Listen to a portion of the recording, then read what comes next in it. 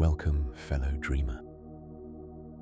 Tonight, we journey through the story of navigation, tracing how humanity learned to find its way across vast oceans and endless continents, guided first by stars, then by ingenious instruments that changed the world.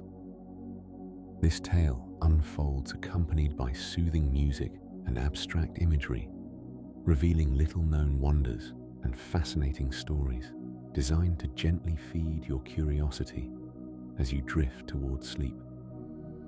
So take a deep breath, sink into the comfort of this moment, and allow your mind and eyes to rest as the story begins to unfold. Long before there were roads or maps, before compass needles pointed north, and charts showed the contours of distant shores, human beings were already on the move. Our earliest ancestors walked across vast landscapes with nothing but their wits and their senses to guide them. They were the first wanderers, the original pathfinders, and their story is where the long journey of navigation begins. Imagine stepping into the world as they experienced it, perhaps 200,000 years ago. The landscape stretches endlessly in all directions. There are no signposts, no trails worn smooth by countless previous travelers, no reassuring markers to indicate which way leads home. Yet somehow, these early humans found their way. They ventured out to hunt and gather, exploring territories that extended across miles of unfamiliar ground, and they returned successfully to their camps and shelters. This remarkable ability was not magic, but rather the result of careful observation and the development of sophisticated mental abilities that we still carry within us today. The foundation of all navigation rests on a simple but profound capability: the formation of mental maps. Our ancestors possessed brains uniquely adapted to creating internal representations of their surroundings. As they moved through their environment, they built up detailed memories of landmarks, water sources, and pathways. A distinctive rock formation, a particular arrangement of trees, the way a valley curved between two hills. All of these features became fixed points in an invisible map that existed only in the mind. These mental maps were not simple sketches, but rich, multi-dimensional constructs. They contained information about distances and directions, but also about the quality of different locations. Where could fresh water be found? Which areas contained edible plants at different times of year? Where did game animals gather? The ability to remember and integrate all this information represented a cognitive leap that distinguished humans from most other species. The sun provided the most reliable compass in this ancient world. Our ancestors quickly learned that this bright disk in the sky followed a predictable path, rising in one direction and setting in another. Even on a cloudy day, the diffuse glow of the brightest part of the sky indicated the sun's position. By noting the sun's location at different times of day, early humans could maintain a sense of direction even when traveling far from familiar territory. If you walked toward the sunrise in the morning, you knew that to return home, you should walk toward the sunset in the evening. This simple principle became one of the first navigation rules. The interplay between light and shadow offered additional guidance. As the sun arced across the sky, it cast shadows that changed in length and direction throughout the day. A traveler could mark a stick in the ground at morning and observe how its shadow moved. gaining a sense of the passage of time and the orientation of cardinal directions. This awareness of the sun's movement became deeply embedded in human consciousness, an intuitive knowledge that required no instruments or calculations. Observation of the natural world provided countless other clues for the attentive wanderer. Water flows downhill, always moving from higher ground to lower ground, eventually gathering in streams and rivers. Following water downstream might lead to larger rivers and more abundant resources, while moving upstream traced back toward higher elevations. The prevailing winds in a region typically came from consistent directions, bending trees and grasses in telltale patterns that could orient a traveler. Even the moss growing on rocks and trees showed preferences for certain exposures, though this sign proved less reliable than early folklore sometimes suggested. Animal behavior offered its own set of navigational hints. Birds often flew toward water sources at dawn and dusk. The tracks of large animals frequently led to drinking places or mineral deposits. Certain species migrated along predictable routes with the changing seasons, and observing these patterns helped humans understand the geography of their world. Our ancestors were not separate from nature, but intimately connected to it, reading the landscape like a text written in the language of living things. Pattern recognition became perhaps the most crucial cognitive skill for these early navigators. The human brain excels at identifying patterns and regularities in complex environments. A skilled traveler learned to recognize the characteristic appearance of a landscape from different angles. The same mountain might look quite different when approached from the north versus the south, but experience taught how features transformed depending on one's vantage point. This ability to maintain spatial awareness despite changing perspectives required sophisticated mental processing. Memory itself became a technology, perhaps the first navigation technology humans ever developed. Elders who had traveled widely held invaluable knowledge of distant places, routes through difficult terrain, and the locations of essential resources. This knowledge passed from generation to generation through storytelling, teaching, and shared experience.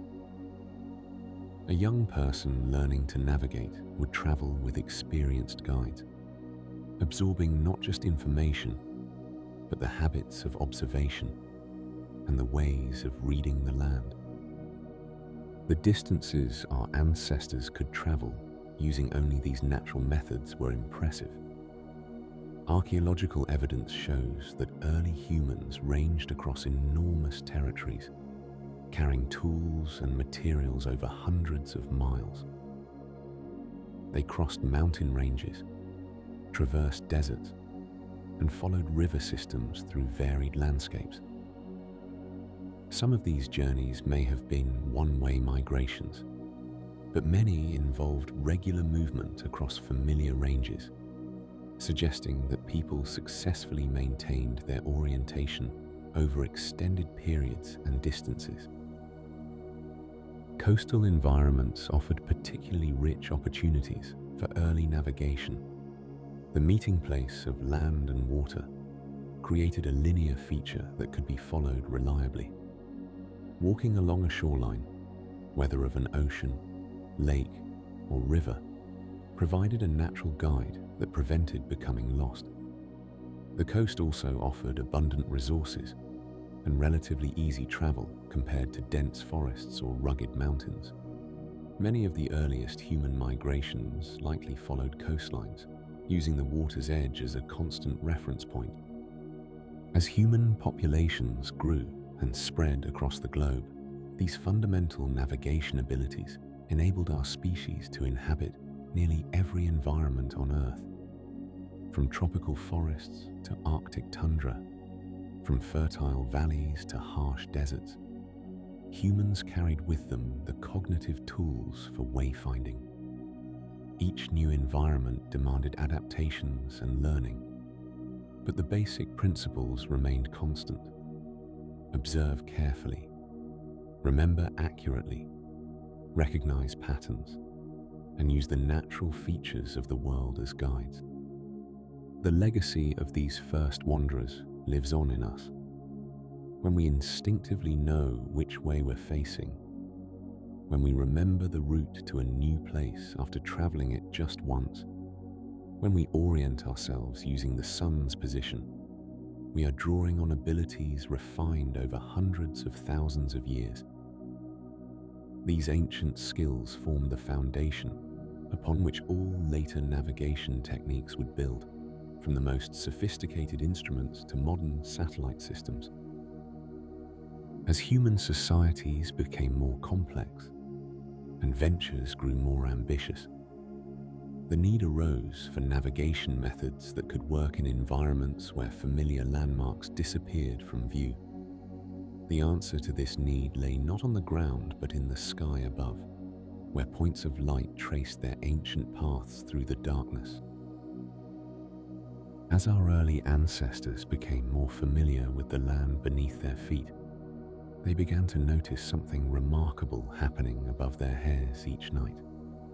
The sky itself was moving in patterns as regular as breathing, as predictable as the seasons. While the earth around them could shift and change with weather and time, the heavens offered something different. A vast celestial map that wheeled overhead with unwavering consistency. Imagine sitting beside a fire on a clear night thousands of years ago, the flames casting dancing shadows, while overhead stretched an infinite tapestry of light, night after night, generation after generation. Our forebears watched this cosmic display. They noticed that certain bright points of light held their positions relative to one another, forming patterns that seemed to rotate together around the sky like figures painted on a great rotating dome. These were the fixed stars, and they became humanity's first reliable compass. The initial observations must have been simple. A particularly bright star always appeared in a certain part of the sky as darkness fell during specific times of year. Another cluster of stars rose above the horizon just before dawn during the planting season. These weren't abstract astronomical facts, but practical information as vital as knowing where to find water or which plants were safe to eat. The stars marked time and direction, helping people anticipate the flooding of rivers, the migration of animals, and the changing of seasons that governed survival. Different cultures across the world, watching the same sky, but seeing it through the lens of their own experiences and stories, began grouping stars into constellations. These weren't random patterns, but meaningful pictures that could be remembered and taught. A shepherd in ancient Mesopotamia might see a bull in one grouping of stars, while far to the south, another people saw entirely different shapes in the same lights. What mattered wasn't the specific story attached to each constellation, but that these stories made the patterns memorable, allowing knowledge to pass from elder to child in an age before writing. The most crucial discovery for navigation was that these stellar patterns moved in utterly predictable ways. The entire dome of stars appeared to rotate around a single point in the northern sky or southern sky, depending on where you stood on Earth. In the northern hemisphere, one particular star sat nearly motionless at this celestial pivot point, while all others wheeled around it through the night. This polar star became the most important navigational reference point for countless generations. By keeping this fixed star at a constant position Relative to their heading, travelers could maintain a true course through the night across featureless terrain or open water. If you walked with the pole star on your right shoulder, you traveled west. Keep it directly ahead, and you journeyed north. This simple relationship between a single point of light and direction across the Earth gave nighttime travelers the same confidence that daytime wanderers gained from the sun's arc. But the usefulness of the stars extended beyond simple direction finding. Careful observers noticed that the specific constellations visible above the horizon changed as you traveled north or south, moved toward the equator, and the pole star sank lower in the sky. Travel away from the equator toward the poles, and it rose higher. Though ancient peoples didn't express it in the mathematical terms we use today, they were discovering latitude, that invisible grid of east-west lines that circles the Earth parallel to the equator. Sailors venturing along coastlines learned they could maintain a constant latitude by keeping certain stars at the same height above the horizon each night. This technique, called latitude sailing, allowed them to cross open ocean by first traveling north or south until a guide star reached the proper elevation, then sailing east or west while keeping that star at a constant angle. When the star's height matched what was known for their destination, they would turn toward land, knowing they would make landfall near their intended target. The practical teaching of celestial navigation happened not in classrooms, but through experience and oral tradition. An elder navigator might guide a young learner through the night sky, pointing out the crucial stars and constellations, explaining how they moved through the seasons, sharing the accumulated wisdom of generations. Stories became the vessels that carried this knowledge. The tales of heroes and gods, monsters and quests that ancient peoples told about the constellations served as memory devices, encoding practical information in narrative form that could survive the passage of centuries. Some cultures developed remarkably sophisticated understanding of celestial mechanics through patient observation. They noted that while most stars maintained their positions relative to each other, a few wandered across the background of fixed stars, following their own paths. These wandering stars, the planets, added complexity to the celestial sphere, but also provided additional information for those who understood their movements. The evening and morning appearances of Venus, the reddish track of Mars, the stately progression of Jupiter, all these became incorporated into navigational lore. The moon, changing its shape through the month and rising at different times, presented both challenges and opportunities. Its brightness could wash out fainter stars, but its phases provided a calendar visible to everyone. The relationship between the moon's position and the sun's position, the way certain stars appeared when the moon showed specific phases, all of this wove together into an intricate understanding of cycles and patterns. As communities developed agriculture and settlements, knowledge of celestial timing became crucial for knowing when to plant and harvest.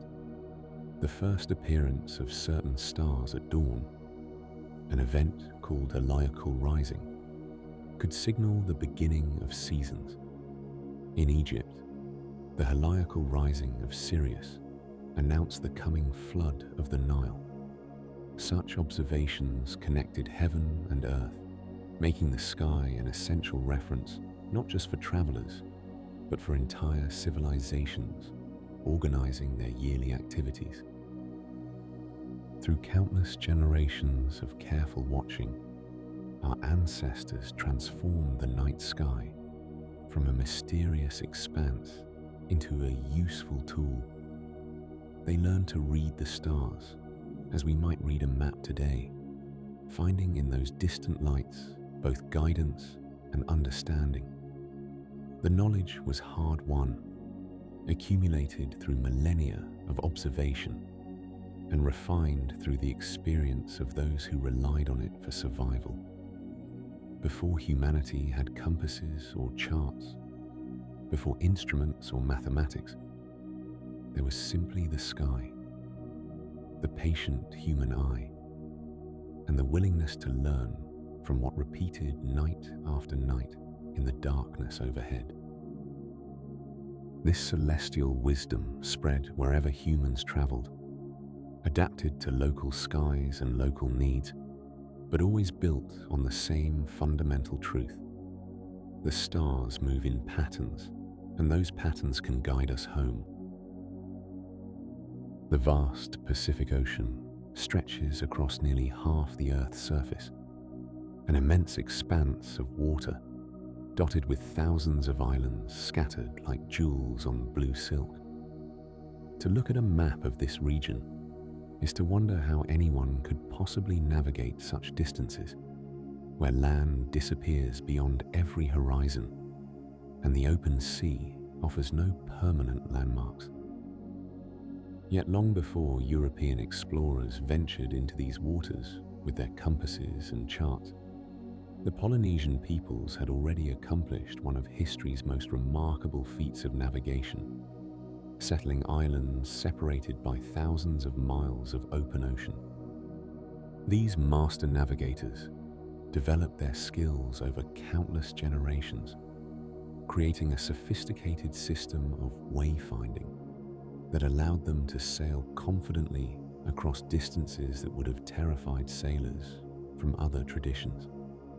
Their voyages were not accidental, drifting or lucky discoveries, but intentional journeys guided by an intricate understanding of the ocean and sky that transformed the Pacific from a barrier into a highway. The Polynesian navigators learned to read the ocean itself as a constantly shifting map. They understood that waves move across the sea in patterns, and that these patterns change when they encounter land, even land far below the horizon.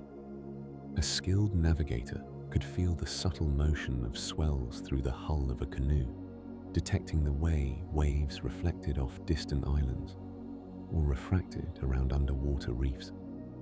Different types of swells came from different directions, and by sensing multiple wave patterns simultaneously, a navigator could maintain course even when clouds obscured the stars. To train themselves in this art, navigators would lie in the bottom of their canoes, feeling the rhythm of the ocean through their bodies, learning to distinguish between the deep ocean swells that might travel for thousands of miles and the local wind waves that disturb the surface. Some traditions speak of navigators who could identify specific islands by the unique wave patterns that surrounded them, the ocean's signature, written in motion and rhythm. The sky above provided another set of guides. Polynesian navigators developed an extensive knowledge of star paths, tracking how particular stars rose and set at specific points on the horizon. They organized the night sky into a complex framework, knowing which stars would guide them toward particular islands. As the Earth turned and stars moved across the heavens, different stars would take over the navigational role, providing a succession of guides throughout the night. The navigators memorized the positions where dozens of stars rose and set, creating a compass of celestial markers that encircled the entire horizon.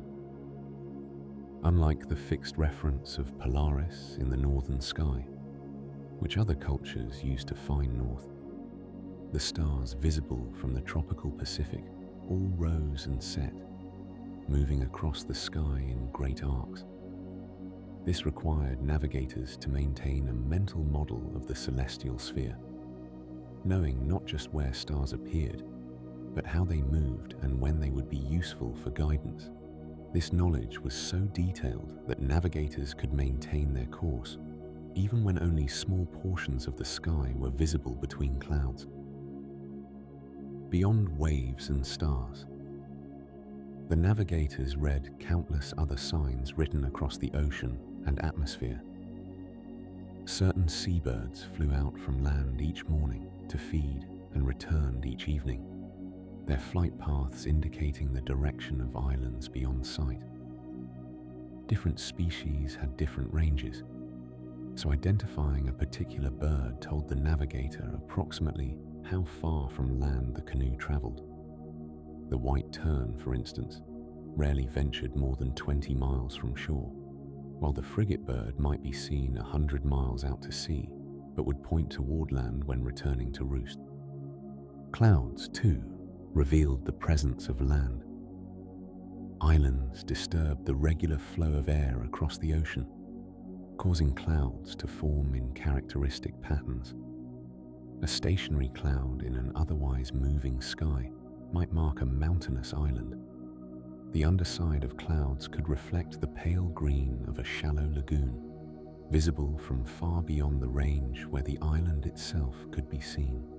At dawn and dusk, the navigator watched for these subtle color shifts in the sky. Even the color and temperature of the water told stories to those who knew how to read them. Different currents had different hues and characteristics. Phosphorescence in the water at night created glowing patterns that could indicate proximity to reefs or channels. The smell of the air changed near land, carrying the scent of vegetation and earth across the miles. This vast body of knowledge was not written down, but preserved through oral tradition and direct teaching. Young navigators learned by sailing with masters, absorbing information through years of observation and practice. The knowledge was often encoded in chants and songs, poetic formulations that helped memory and passed precise navigational information across generations. Some traditions used stick charts, frameworks of palm ribs that represented wave patterns and island positions, though these served as teaching tools rather than being carried on voyages. The voyaging canoes themselves were technological marvels, designed for both ocean stability and speed. Double-hulled vessels lashed together provided a stable platform that could carry supplies for long journeys. The Polynesian sail designs allowed these craft to sail efficiently at various angles to the wind, giving navigators the flexibility to adjust course as needed. Some of these canoes could travel over 100 miles in a day under favorable conditions. Archaeological evidence and linguistic studies reveal the extent of Polynesian navigation achievements. From origins in Southeast Asia, these voyagers settled first the islands of the Western Pacific, then ventured eastward into the open ocean. They reached the Hawaiian Islands, over 2,000 miles from the nearest significant landmass. They discovered and settled Easter Island, the most remote inhabited island on Earth. They voyaged as far south as New Zealand, adapting their tropical traditions to temperate waters.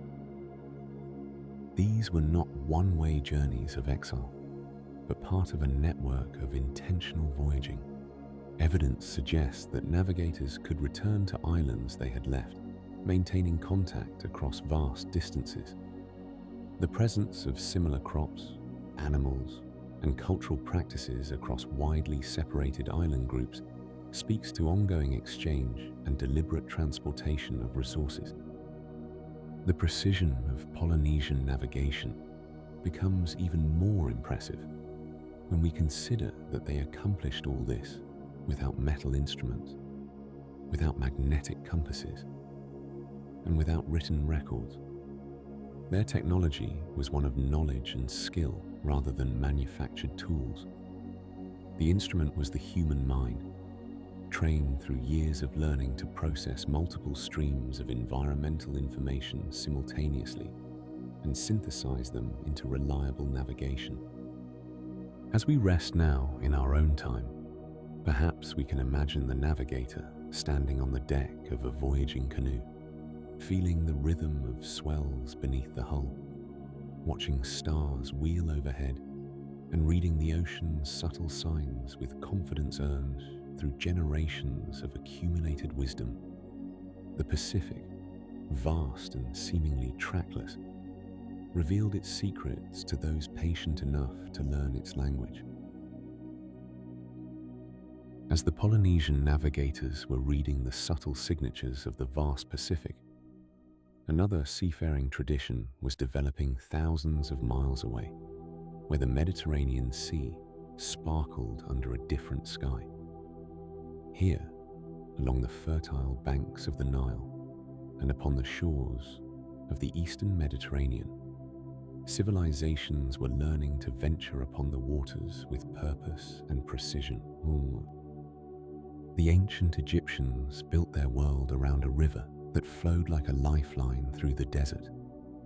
The Nile's predictable rhythm shaped everything about Egyptian life, including how they understood direction and travel.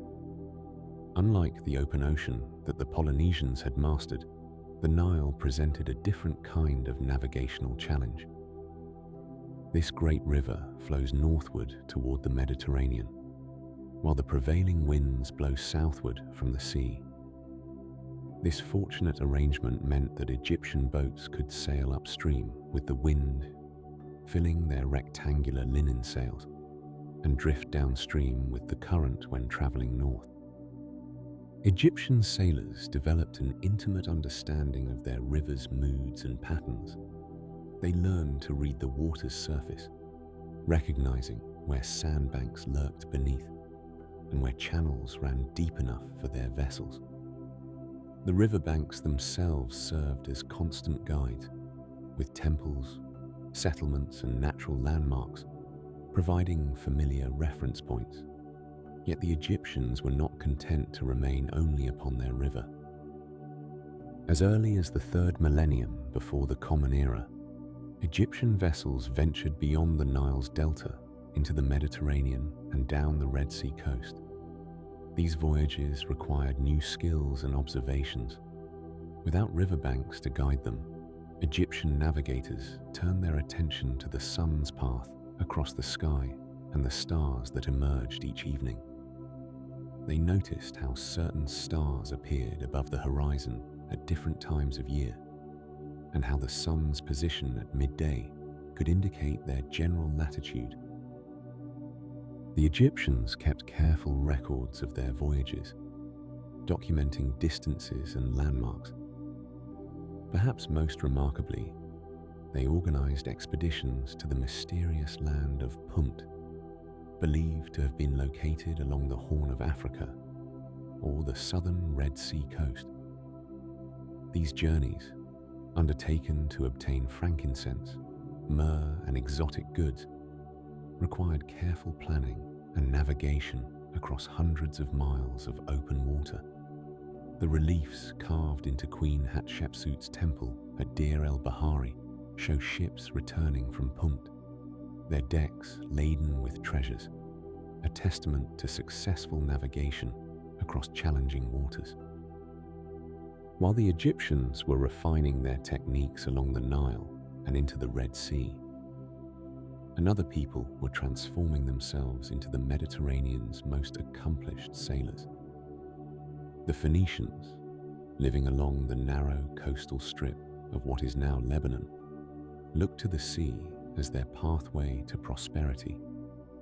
With limited agricultural land but abundant cedar forests and natural harbors, they built ships and became traders. The Phoenician approach to navigation combined careful observation with accumulated knowledge passed down through generations of seafarers. They developed a mental catalogue of the Mediterranean's geography, learning every harbor, headland, and island. Their ships followed coastal routes, keeping land in sight when possible. but they also grew bold enough to venture across open waters when favorable conditions presented themselves. The Phoenicians paid careful attention to the wind patterns that governed Mediterranean sailing. They understood the seasonal rhythms, knowing when certain winds would blow and how to use them advantageously. The Etesian winds of summer, blowing from the north, could speed a journey south, but required different tactics when sailing northward. Understanding these patterns meant the difference between swift passage and dangerous delay. At night, Phoenician sailors looked upward to the stars for guidance. They identified certain stars as particularly useful for navigation, especially the star we now call Polaris, which hung above the northern horizon. The Greeks would later refer to the constellation containing this guiding star as Phoenique, the Phoenician star, acknowledging these sailors' reliance upon it. By keeping this steady northern reference point at a consistent angle relative to their vessel, Phoenician navigators could maintain their latitude while crossing open water. The Phoenicians ventured far beyond their home ports. They established colonies and trading posts throughout the Mediterranean, from Cyprus and Sicily to North Africa, where they founded Carthage, and eventually beyond the Pillars of Hercules into the Atlantic Ocean. Some accounts suggest they may have circumnavigated Africa, sailing down the Red Sea and returning through the Strait of Gibraltar. Though this remarkable voyage remains a subject of historical discussion. What made the Phoenicians particularly skilled was their systematic approach to gathering and preserving navigational knowledge. Ship captains shared information about routes, hazards, and harbors. This collective wisdom accumulated over centuries, creating an oral tradition of Mediterranean geography. A Phoenician navigator didn't sail blind into unknown waters. He carried with him the accumulated experience of countless voyages made by his predecessors. Both Egyptian and Phoenician navigators developed practical methods for estimating distance traveled. They learned to judge their speed by watching objects float past the hull, or by timing how long certain landmarks remained visible. They understood that distance traveled depended on wind strength, current, and the vessel's characteristics. These estimates, combined with direction finding using the sun and stars, allowed them to maintain a reasonable sense of their position. The ships themselves reflected navigational needs. Egyptian vessels evolved from reed boats to wooden ships with a single large sail, designed for both river and sea travel. Phoenician ships became renowned throughout the ancient world, with sturdy hulls that could withstand Mediterranean storms and shallow drafts that allowed them to approach beaches and navigate coastal waters. Their merchant vessels were broad and capacious for carrying cargo, while their warships were sleek and swift. These ancient seafarers also learned to read the subtler signs of nature.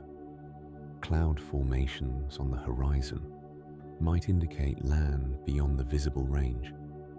Certain seabirds ventured only specific distances from shore, so their presence or absence provided clues. The color and temperature of water could signal proximity to river outflows or shallow banks. All these observations, woven together with astronomical knowledge and accumulated experience, created a robust system of navigation.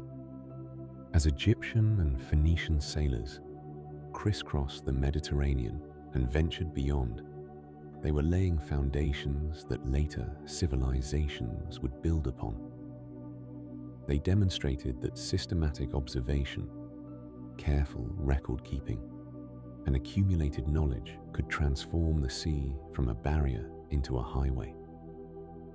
The stars that had guided shepherds and land travelers now served those who ventured upon the waters, connecting distant shores through the ancient art of finding one's way. The peaceful rhythm of waves and the eternal wheel of stars above continued their dance, waiting for the next civilization to unlock more of their navigational secrets. The warm Mediterranean sun cast long shadows across the marble steps of the Library of Alexandria, where scholars gathered beneath columned porticos to debate the very shape and size of the world itself. While the Phoenicians had mastered the practical arts of seafaring through generations of accumulated experience, the Greeks approached navigation from an entirely different direction. They sought to understand the underlying principles, to measure and quantify the Earth, and to represent it through mathematics and geometry. In the bustling intellectual centers of ancient Greece, philosophers and mathematicians turned their attention skyward and outward, asking fundamental questions that would transform navigation from an art into a science. They were not content merely to find their way from port to port. Instead, they wanted to know precisely where they were on the face of the earth, how large the world truly was, and how to represent this knowledge in forms that others could study and use. Pythagoras and his followers were among the first to propose that the earth might be spherical rather than flat. This revolutionary idea emerged not from voyages or exploration, but from observation and reason. They noticed how ships disappeared hull first over the horizon, how the shadow of Earth on the moon during lunar eclipses was always round, and how different stars became visible as one traveled north or south.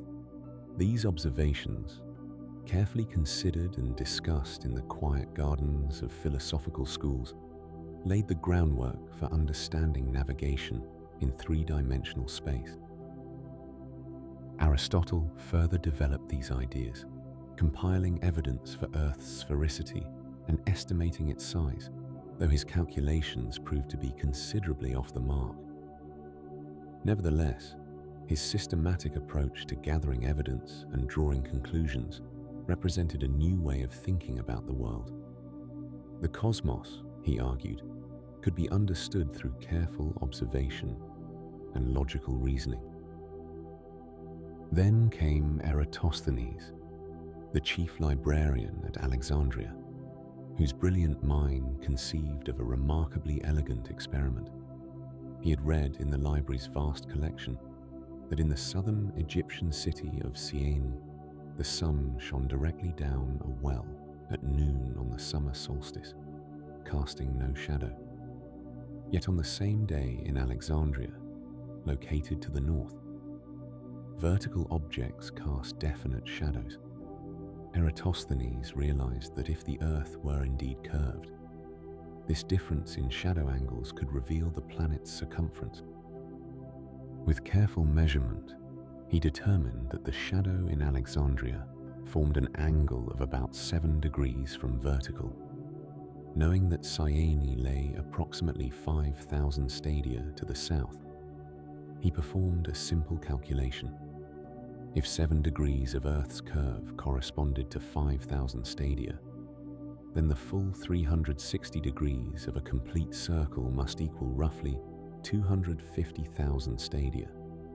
His result, converted to modern measurements, came remarkably close to Earth's actual circumference. Here was navigation elevated to the realm of mathematics, a scholar in a library determining the size of the world through pure reasoning and simple geometry. This Greek approach to understanding the Earth introduced concepts that would prove essential for all future navigation.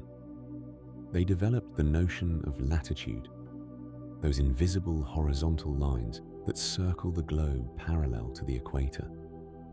Greek astronomers understood that the height of the North Star above the horizon directly corresponded to one's position north of the equator.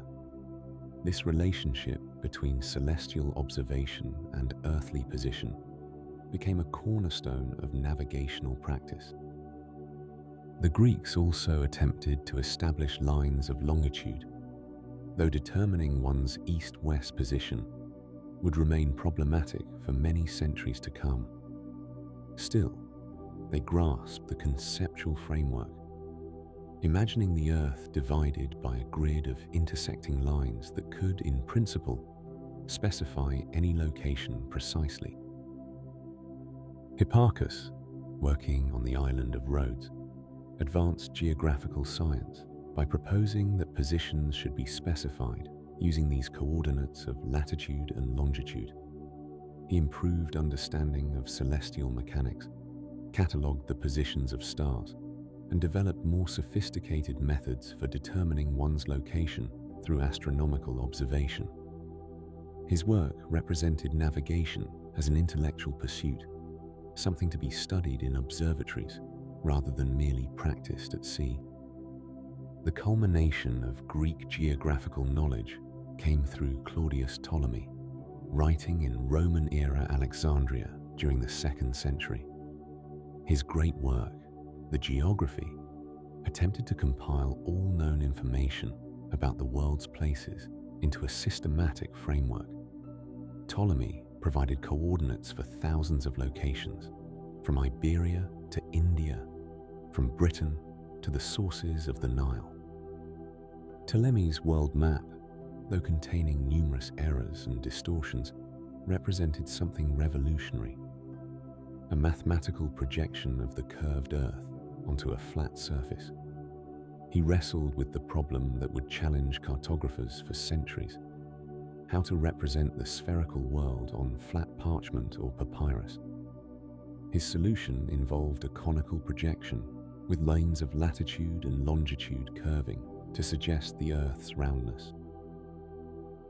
His maps were far from perfect. He underestimated Earth's circumference, accepting Posidonius's smaller calculation rather than the more accurate work of Eratosthenes. He stretched the known world across too many degrees of longitude, making Asia extend far beyond its actual reach. These errors would later influence Christopher Columbus, encouraging the explorer to believe that sailing west to Asia was more feasible than it actually was. Yet Ptolemy's systematic approach proved more important than the accuracy of any specific measurement.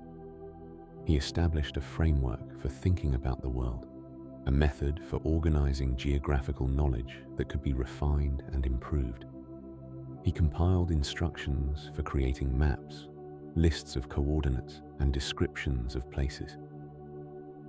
This knowledge, preserved in manuscripts through the medieval period, would be rediscovered by European scholars over 1,000 years later, profoundly influencing the age of exploration. The Greeks also improved the instruments used for astronomical observation. They developed more refined versions of the gnomon, that simple vertical stick whose shadow had been studied for centuries. They created armillary spheres, complex arrangements of rings representing celestial circles, which helped visualize the movements of sun, moon, and stars. Though these instruments were primarily for astronomical study rather than practical navigation, they established principles that would later be adapted for use at sea. In the gentle quietness of Greek academies and libraries, scholars created detailed star catalogues, recorded the dates of equinoxes and solstices, and calculated the paths of celestial bodies with increasing precision. This accumulated knowledge would eventually make its way into the hands of navigators, giving them more reliable methods for determining their position. The Greek contribution to navigation was primarily theoretical rather than practical. They were not generally renowned as seafarers in the manner of the Phoenicians or later the Vikings. Instead, they gave the world something equally valuable: a conceptual framework for understanding position and movement on a spherical Earth. They provided the mathematics, the geometry, and the systematic thinking that would transform wayfinding from traditional knowledge into scientific discipline. As torches were lit in the evening around the Mediterranean and scrolls were carefully shelved in Alexandria's great library, the foundation had been laid for future centuries of navigational advancement. The Greeks had measured the world and given it coordinates, creating an intellectual inheritance that would guide explorers and navigators long after their civilization had faded into history. While the Greeks had contemplated the Earth from abstract mathematical heights, measuring its circumference and dividing it into invisible lines of latitude, another civilization approached the challenge of navigation from an entirely different perspective. The Romans were builders, engineers, and practical problem solvers who looked not to the stars, but to the ground beneath their feet. Their contribution to the story of navigation would be measured not in calculations of celestial angles, but in millions of footsteps along carefully constructed stone roads that would endure for millennia. The Roman approach to wayfinding emerged from necessity. As their republic expanded beyond the 7 hills of Rome, controlling distant territories required something unprecedented in human history: a systematic network of permanent routes that could move armies, officials, merchants, and messages reliably across vast distances. The Romans understood that empire was not merely about conquest, but about connection, and connection required knowing precisely how to get from one place to another. The construction of these roads was itself a marvel of surveying and planning. Roman engineers used simple but effective instruments to plot straight courses across varied terrain. The groma, a wooden cross with weighted cords hanging from each arm, allowed surveyors to establish right angles and lay out roads in remarkably straight lines. The chorobates, a long wooden level with a water-filled groove, enabled them to determine gradients and ensure proper drainage. These tools, combined with careful observation and mathematical knowledge inherited from Greek geometry, allowed Roman surveyors to plan routes that often ran arrow straight for miles, adjusting only when geographical features made directness impossible. But building roads was only half the challenge. Making them navigable required a comprehensive system of markers and documentation that transformed travel from an adventure into a predictable journey. Every Roman mile along major roads, a distance of 1,000 paces, or roughly 1,500 meters, was marked by a milestone. These cylindrical stone columns, standing about as tall as a person, contained inscribed information that any literate traveler could read. They typically displayed the distance to Rome, the distance to the nearest significant town in either direction, and often the name of the emperor or official responsible for that section of road's construction or maintenance. These milestones served a purpose beyond mere measurement. They created a psychological framework for travel, breaking impossibly long journeys into manageable segments. A traveler walking from Rome to Brundisium on the Appian Way would pass more than 300 such markers, each one a small reassurance that they remained on the correct path, each one marking progress toward their destination. The stones transformed the anxiety of uncertain distance into the comfort of known progress. For those planning journeys, the Romans developed detailed itineraries that listed routes with remarkable precision. These documents, known as itineraria, catalogued the sequence of towns, way stations, and distances along established roads. The Antonine Itinerary, compiled in the 3rd century, described routes throughout the empire, providing travelers with what amounted to written directions for journeys that might span hundreds of miles. A merchant traveling from Londinium to Rome could consult such a document and know exactly which settlements lay ahead, how far apart they were, and where suitable accommodations might be found. Perhaps the most fascinating Roman contribution to navigation was a document that has captivated historians and cartographers for centuries. The Peutinger Table, named after a 16th century German scholar who owned a medieval copy, represents an entirely unique approach to depicting the known world. Unlike modern maps that attempt to show geographical relationships with spatial accuracy, this extraordinary document was designed purely for practical navigation along the Roman road network. The Peutinger Table stretches across nearly 7 meters of parchment, but stands only about 30 centimeters tall, creating a wildly distorted but functionally brilliant representation of routes from Britain to India. Mountains are reduced to simple drawings, seas are compressed into narrow strips, and the entire Mediterranean appears as a thin blue line. But what the map sacrificed in geographical accuracy, it gained in practical utility. The roads were clearly marked, distances were noted, and symbols indicated way stations, cities, lighthouses, and other features relevant to travelers. This map reveals something profound about Roman thinking. They were not concerned with abstract geographical knowledge for its own sake. They wanted to know how to get from one place to another, how long it would take, and what they would encounter along the way. The Peutinger Table was not a representation of space as it actually existed, but rather a diagram of connectivity, showing the empire as a network of pathways rather than a collection of territories. The Roman road system itself became a kind of navigation tool, so well constructed and maintained that finding one's way was often simply a matter of staying on the road.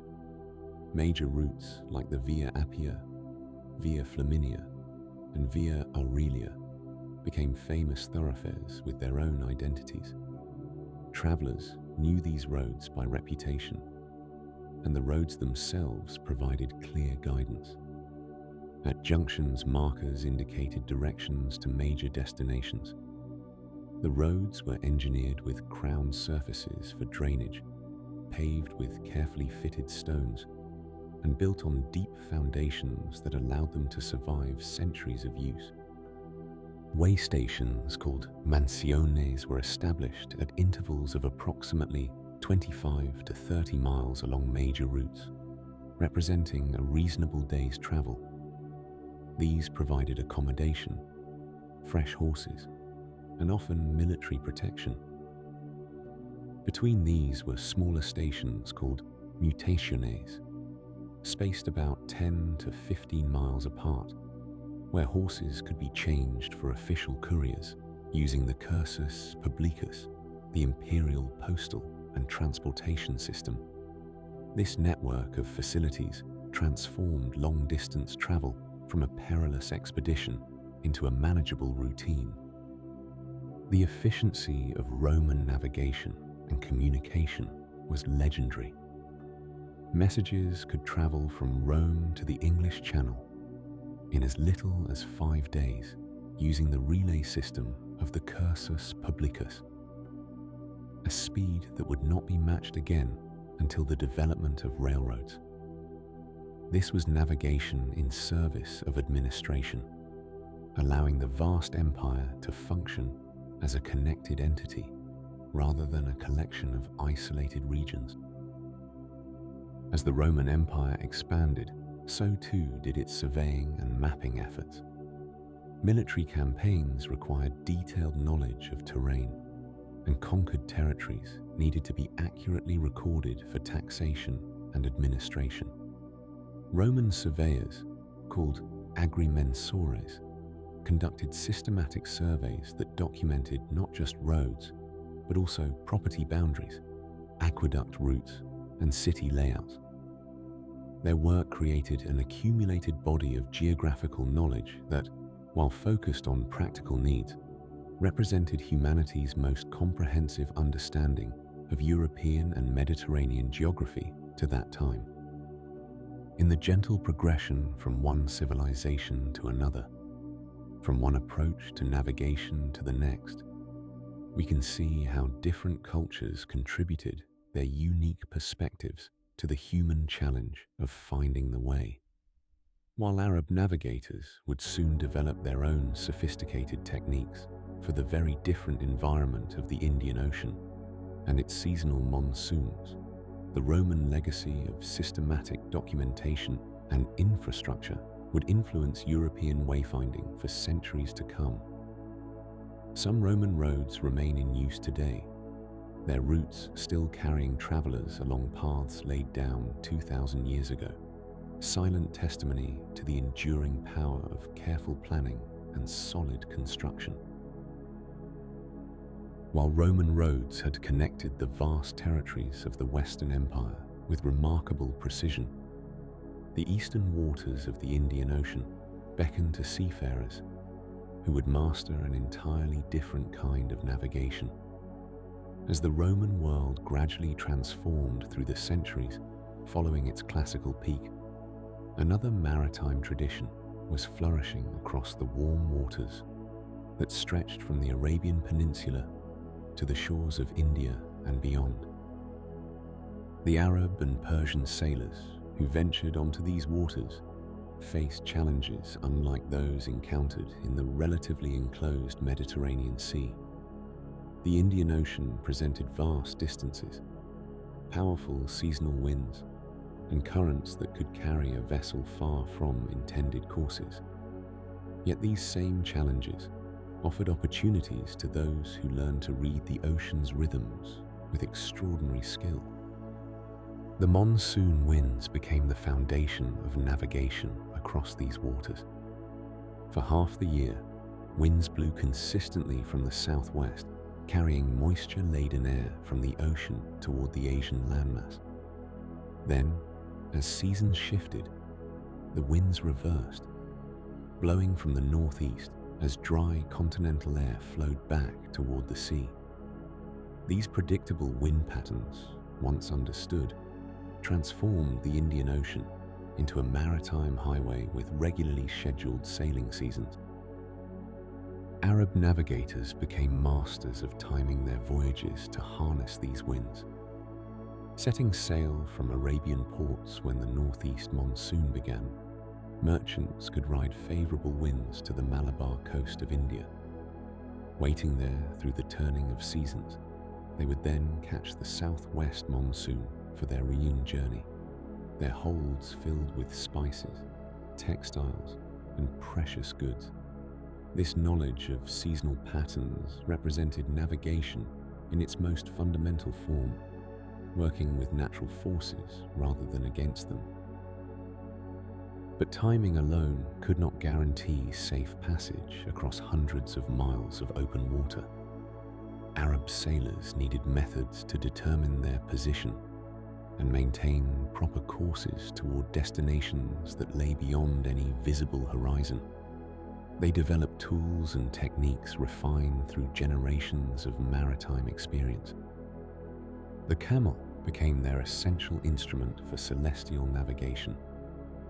This beautifully simple device consisted of a small rectangular wooden board attached to a knotted cord. A navigator would hold the cord in his teeth and extend the board at arm's length, positioning it so the lower edge aligned with the horizon, while the upper edge touched a particular star.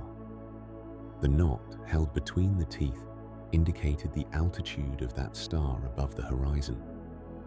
Different knots along the cord corresponded to the positions of key stars as seen from different latitudes, by measuring the height of the North Star, or of certain stars that pass directly overhead at specific latitudes.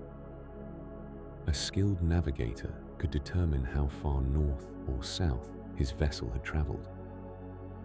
This allowed the practice of what would later be called latitude sailing, where a ship would sail north or south until reaching the correct latitude for its destination, then sail east or west along that parallel until landfall.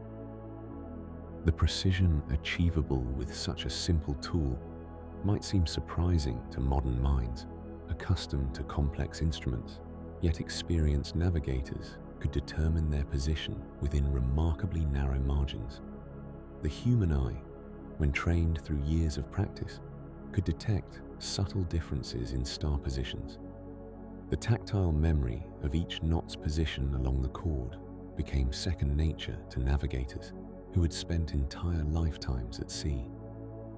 Beyond instruments, Arab navigators accumulated vast knowledge about the natural signs that revealed information across empty ocean expanses. They observed the colors and movements of water, understanding how different currents created distinctive patterns on the surface. They noted the behavior of seabirds, knowing which species ventured far from land and which remained close to coastal areas. The presence of certain fish, the smell of land-based vegetation carried on winds, the shapes and movements of clouds. All these signs contributed to a comprehensive understanding of their maritime environment. This practical knowledge was preserved and transmitted through detailed sailing directions called rahmangs. These texts described routes with meticulous attention to the landmarks, depths, hazards, and navigational techniques required for specific voyages. They recorded the positions of stars to be used along different routes and the seasonal conditions sailors might encounter. Some of these texts achieved remarkable sophistication, representing accumulated wisdom from countless voyages. Arab geographers and scholars contributed to navigation through their cartographic work and theoretical studies. They absorbed and built upon Greek geographical knowledge, translating and expanding works by Ptolemy and other classical authors. In the great centers of learning, scholars calculated distances, mapped coastlines, and compiled information from returning sailors into increasingly accurate representations of the known world. The Astrolabe, though developed originally for astronomical observations on land, was adapted by Arab scholars for maritime use, while the mariner's Astrolabe would later be simplified by European sailors. Arab astronomers explored the mathematical principles behind celestial position finding. Their treatises on navigation combined practical seamanship with mathematical theory, creating a literature that would eventually influence European developments. Trade routes connected the Arab world not only to India, but to the distant coasts of East Africa, the islands of Southeast Asia, and even to China.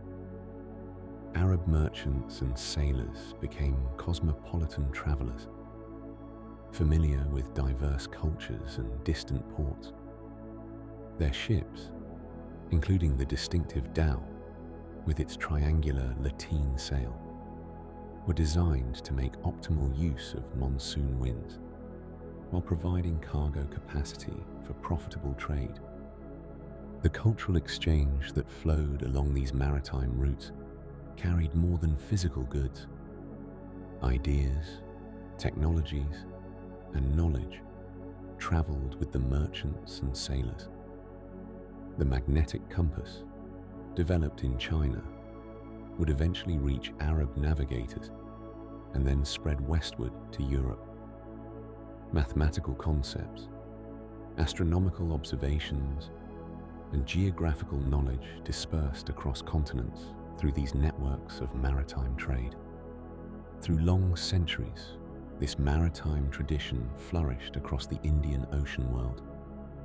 Generations of navigators refined their techniques, passing knowledge from experienced sailors to apprentices who learned by doing, by watching, by gradually absorbing the subtle skills that made safe passage possible. The stars remained constant guides overhead. The monsoons blew with dependable regularity, and human ingenuity found ways to work with natural pattern. As we consider these Arab and Persian navigators, we might reflect on how they represent a crucial chapter in humanity's long relationship with wayfinding. They took the celestial knowledge developed by earlier peoples and created practical tools to apply it at sea. They combined careful observation with systematic documentation, balancing experiential knowledge with theoretical understanding.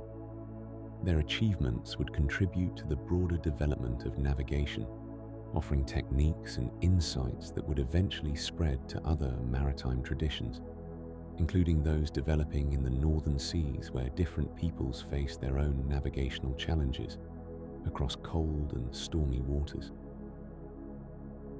As the maritime knowledge of Arab navigators spread across the Indian Ocean, another seafaring culture was making its own remarkable journeys across very different waters.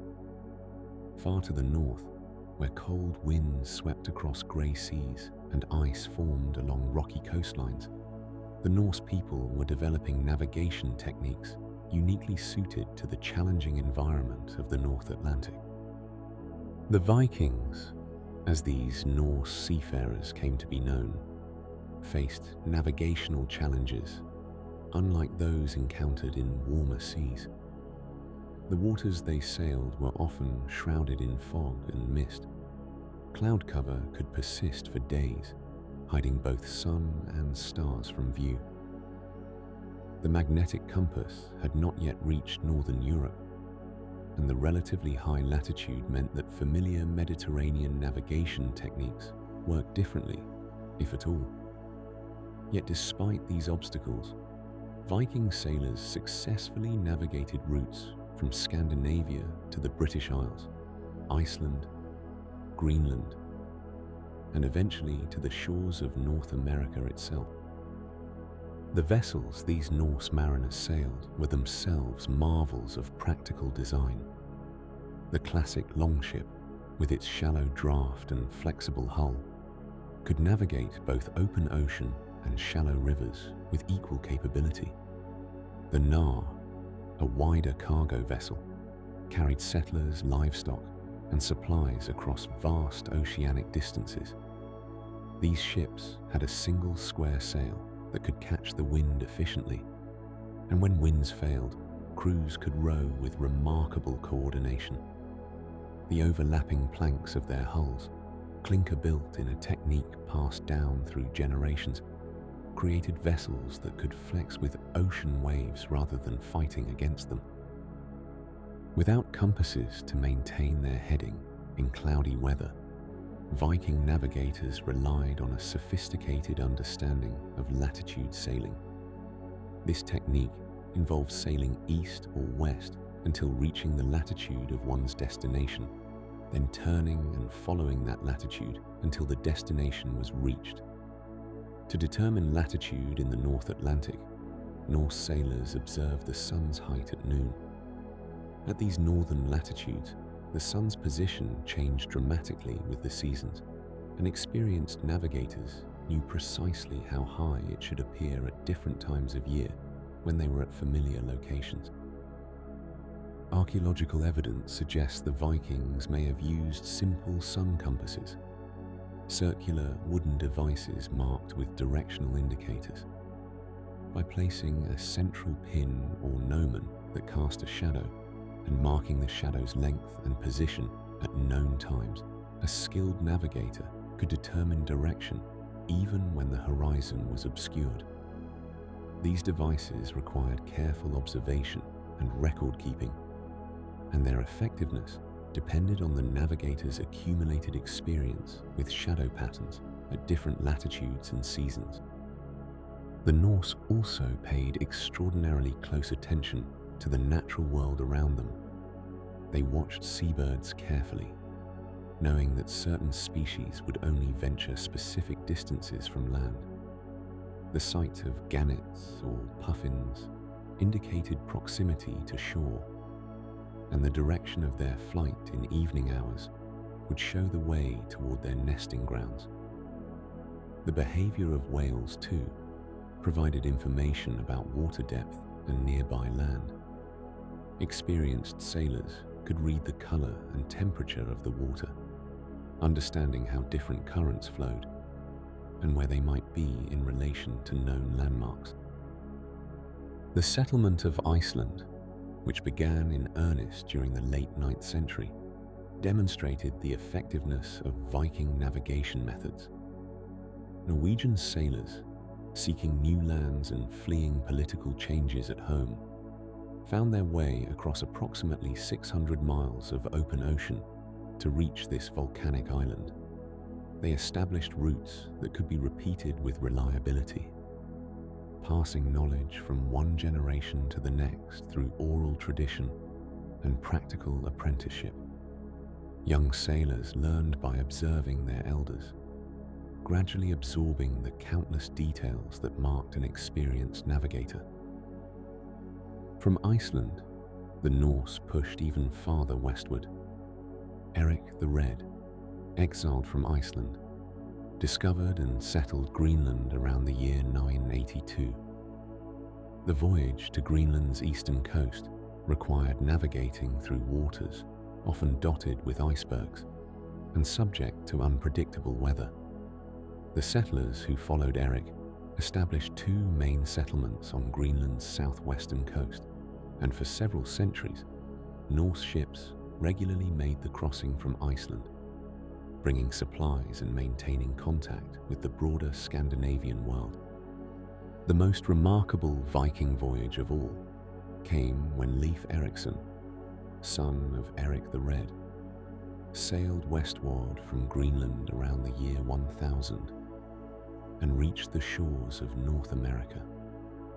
The Norse called these new lands Vinland, and though their settlements there proved temporary, archaeological evidence discovered at Longso Meadows in Newfoundland confirms that Vikings reached the Americas nearly 500 years before Columbus's famous voyage. This extraordinary feat of navigation was accomplished without any of the instruments that later ages would consider essential for oceanic voyaging.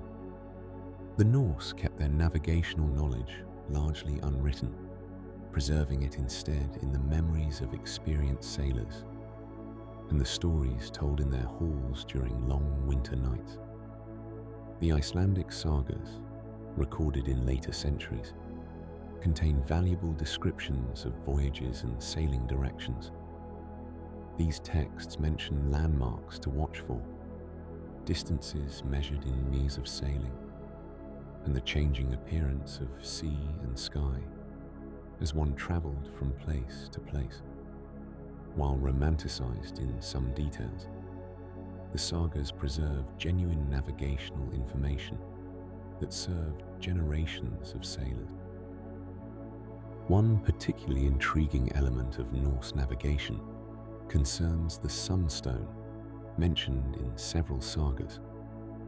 Modern researchers have proposed that this might have been a piece of cordierite or calcite, crystals that exhibit properties useful for locating the sun's position even through cloud cover by polarizing light.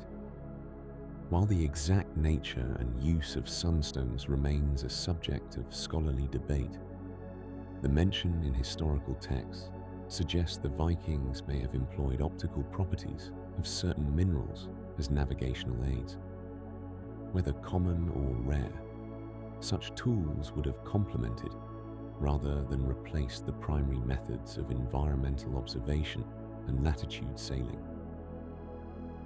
The Viking age of expansion gradually waned as political and economic conditions changed in Scandinavia and throughout Europe.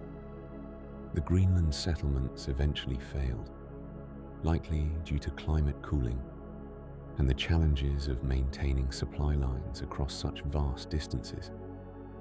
Yet the navigational achievements of the Norse remained remarkable.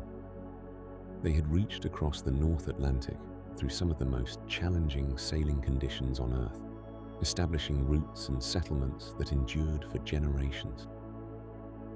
As Norse influence in the North Atlantic gradually diminished, other maritime cultures continued developing their own sophisticated navigation systems. Far to the east, in waters warmed by very different currents, Chinese sailors were making their own remarkable advances in the art of finding one's way across the sea. While the Vikings navigated the cold waters of the North Atlantic far to the east, Chinese civilization had been developing its own remarkable approaches to finding direction across land and sea. For thousands of years, the Middle Kingdom accumulated knowledge about the natural world, and this patient observation would yield some of the most important navigational innovations humanity has ever known. The story of Chinese wayfinding begins with careful attention to the mysterious properties of certain stones. Ancient Chinese observers noticed that particular pieces of lodestone, a naturally magnetized mineral, would consistently orient themselves in a north-south direction when suspended or floated.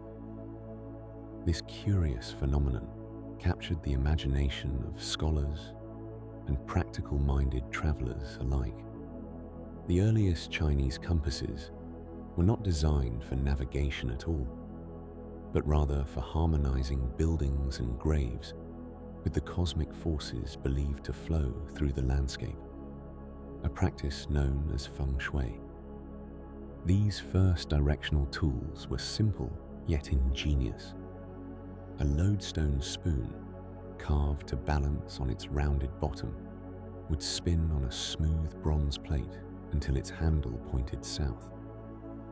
The Chinese preferred to reference the south in their directional thinking, just as Europeans would later favor north.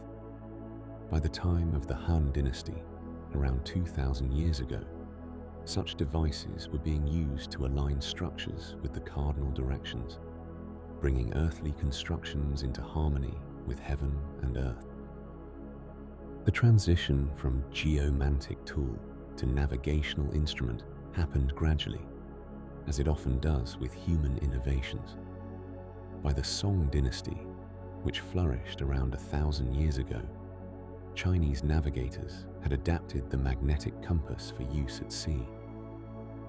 Instead of a spoon, they magnetized iron needles by stroking them against lodestone. These needles could be floated on water in a bowl, attached to a sliver of wood, or suspended by silk thread. The floating needle compass became standard equipment on Chinese vessels, allowing sailors to maintain their course, even when clouds obscured the sun and stars. Chinese shipbuilding advanced alongside these navigational innovations. The vessels constructed in Chinese shipyards were marvels of engineering, featuring watertight compartments that could prevent a single leak from sinking the entire ship, stern post rudders for improved steering, and multiple masts that allowed sophisticated sail configurations. These ocean-going junks were among the largest and most seaworthy vessels of their time, capable of carrying hundreds of people and vast quantities of cargo across thousands of miles of open water. The navigators aboard these ships combined their magnetic compasses with detailed written guides describing coastal routes, landmarks, water depths, and harbors.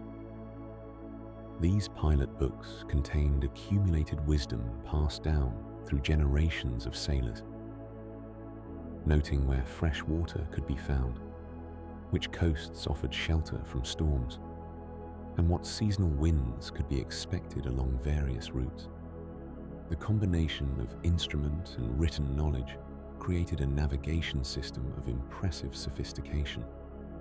Chinese cartographers also developed their own traditions of mapmaking, quite different from those evolving in Europe and the Islamic world. Chinese maps often emphasized practical information for travelers, showing routes and notable features rather than attempting geometric accuracy. Some maps were designed as long scrolls that could be unrolled progressively as one journeyed, revealing the route ahead step by step. Others showed the tribute-bearing regions surrounding China, reflecting both geographical knowledge and political relationships. The pinnacle of Chinese navigational achievement came during the early Ming dynasty in the extraordinary voyages led by Admiral Zheng He. Between the years 1405 and 1433, Zheng He commanded 7 massive expeditions across the Indian Ocean, visiting Southeast Asia, India, the Persian Gulf, and the eastern coast of Africa. These treasure voyages, as they came to be known, were unprecedented in their scale and ambition. Zheng He's fleets were staggering in size. Historical records describe hundreds of ships carrying tens of thousands of sailors, soldiers, merchants, and diplomats. The largest vessels, the treasure ships, may have measured over 300 feet in length, dwarfing anything sailing in European waters at that time. While some modern scholars debate the exact dimensions recorded in Chinese sources, there is no question that these were extraordinarily large and capable ships. The navigational challenges of such voyages required all the tools and knowledge Chinese seafarers had accumulated. The fleets used magnetic compasses continuously to maintain course. Navigators took regular soundings to measure water depth as they approached coasts. They observed the sun and stars for orientation.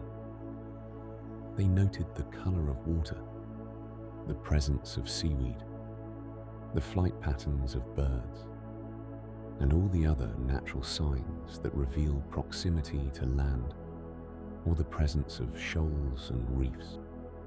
Surviving charts from Zheng He's voyages show the routes these fleets followed, marked with compass bearings and sailing directions. The maps depict coastlines from China to Africa, showing ports, kingdoms, and notable features. These navigational records represent an enormous accumulation of geographical knowledge, gathered through direct observation and careful documentation over decades of long-distance voyaging. The purposes of these voyages were complex and varied. The Ming court sought to establish tributary relationships with distant kingdoms, to demonstrate Chinese power and magnificence, to acquire exotic goods and curiosities, and perhaps to satisfy simple curiosity about the wider world. The fleets carried porcelain, silk, and other Chinese goods as gifts and trade items.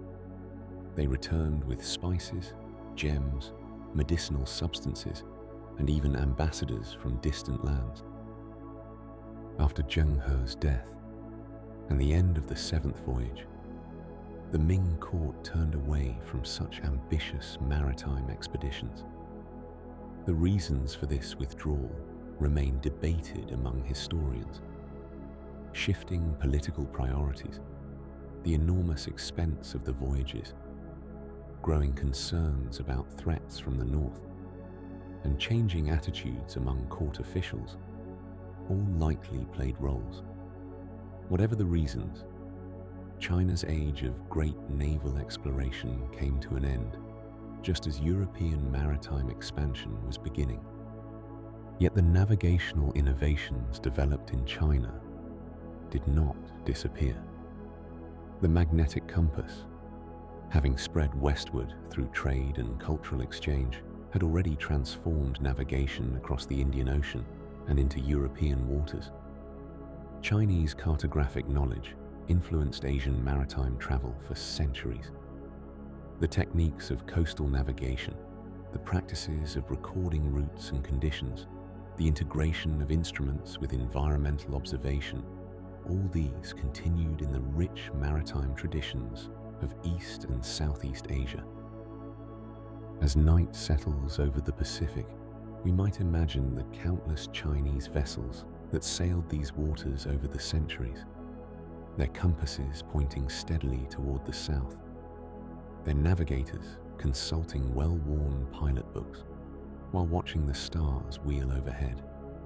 These sailors carried forward knowledge accumulated through patient observation and careful record-keeping, contributing their own experiences to the growing human understanding of how to find one's way across the face of the earth. The caravans crossing the vast deserts of Central Asia carried more than silk and spices along their routes. Among their most precious cargo was knowledge, flowing both eastward and westward along the trading paths that connected distant civilizations. Somewhere along these ancient highways, a remarkable innovation began its journey from east to west, an invention so simple yet so transformative that it would forever change humanity's relationship with direction itself. In China, navigators had already been using magnetic compasses for generations, their lodestones pointing faithfully toward the south in their reckoning.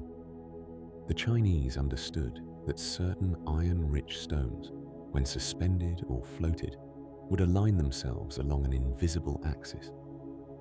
They shaped these stones into spoons that rotated on polished bronze plates, or magnetized iron fish that floated in bowls of water, always seeking the same orientation. This mysterious property had guided Chinese vessels along their coasts and across the seas to distant ports. The knowledge of this magnetic phenomenon traveled gradually westward, passing through Persian lands and Arab territories, where scholars studied its properties with great interest. Islamic navigators, already masters of celestial navigation and seasonal wind patterns, recognized the profound value of an instrument that could indicate direction, regardless of whether the sun or stars were visible. The compass complemented their existing methods beautifully, providing guidance when clouds obscured the heavens or when sailing through fog-shrouded waters. By the 12th century, this remarkable tool had reached the shores of Europe, where sailors in the Mediterranean began adopting it with growing enthusiasm. The early European compasses were simple affairs, often just magnetized needles floating on pieces of wood or cork in bowls of water. The needle, carefully stroked with a lodestone to imbue it with magnetic properties, would slowly turn until it settled into alignment with the Earth's magnetic field. Sailors watched this movement with a mixture of wonder and gratitude, recognizing that they now possessed a guide that functioned in conditions that had previously left them blind. The transformation this brought to seafaring cannot be overstated. Before the compass, sailors who ventured beyond sight of land relied heavily on the positions of the sun and stars. Clear skies were their greatest ally, while cloud cover could leave them uncertain of their heading for days at a time. Experienced mariners developed remarkable skills in reading wave patterns, wind directions, and subtle environmental clues. But these methods required years of practice and still left room for dangerous errors. The compass offered something wonderfully straightforward, a consistent reference to direction that required no special training to interpret and worked equally well under bright sunshine or heavy overcast. European craftsmen began refining the compass design to suit the needs of their sailors. The floating needle gave way to a pivoting needle mounted on a pin, allowing quicker and more stable readings. Someone had the inspired idea of attaching the needle to a circular card marked with direction points, creating what became known as the compass rose. This card, beautifully decorated with lines radiating from the center, typically showed the 4 cardinal directions and subdivisions between them. The most elaborate compass roses displayed 32 points, each with its own traditional name that sailors learned as thoroughly as they knew the rigging of their ships. The compass was enclosed in a box, protected from wind and spray, with a glass or transparent cover that allowed the navigator to observe the needle's orientation while shielding it from disturbance. As ships pitched and rolled on ocean swells, craftsmen discovered that suspending the compass box on gimbals, a system of pivoting rings, kept the compass level regardless of the ship's motion. This ingenious arrangement meant that even in rough seas, the magnetic needle could swing freely and provide reliable readings. With compasses aboard their vessels, European sailors began venturing farther from familiar coasts with greater confidence. The instrument proved particularly valuable during the long ocean voyages that were becoming increasingly common. A ship could now maintain a consistent heading for days or weeks at a time, the compass providing steady confirmation of direction even when no land was visible and the sky remained grey and featureless. Navigators would set a course based on the compass bearing, and the helmsman would steer to keep the needle aligned with that chosen direction. The spread of the compass through European maritime communities happened with remarkable speed. Italian sailors embraced it enthusiastically, as did their counterparts in Spain, Portugal, France, and the northern kingdoms. Within a few generations, no serious seafaring vessel would depart port without a compass aboard. The instrument became as essential as sails and anchors, a fundamental tool of the navigator's trade. Yet even as sailors came to depend on their compasses, they noticed certain puzzling behaviors. The compass did not always point precisely toward true north. The variation between magnetic north and true north differed depending on where a ship sailed, and navigators began documenting these variations in different parts of the ocean. This magnetic declination, as it came to be called, added a layer of complexity to compass navigation, but once understood and recorded, it could be accounted for in calculations. Sailors also discovered that iron objects near the compass could disturb its readings.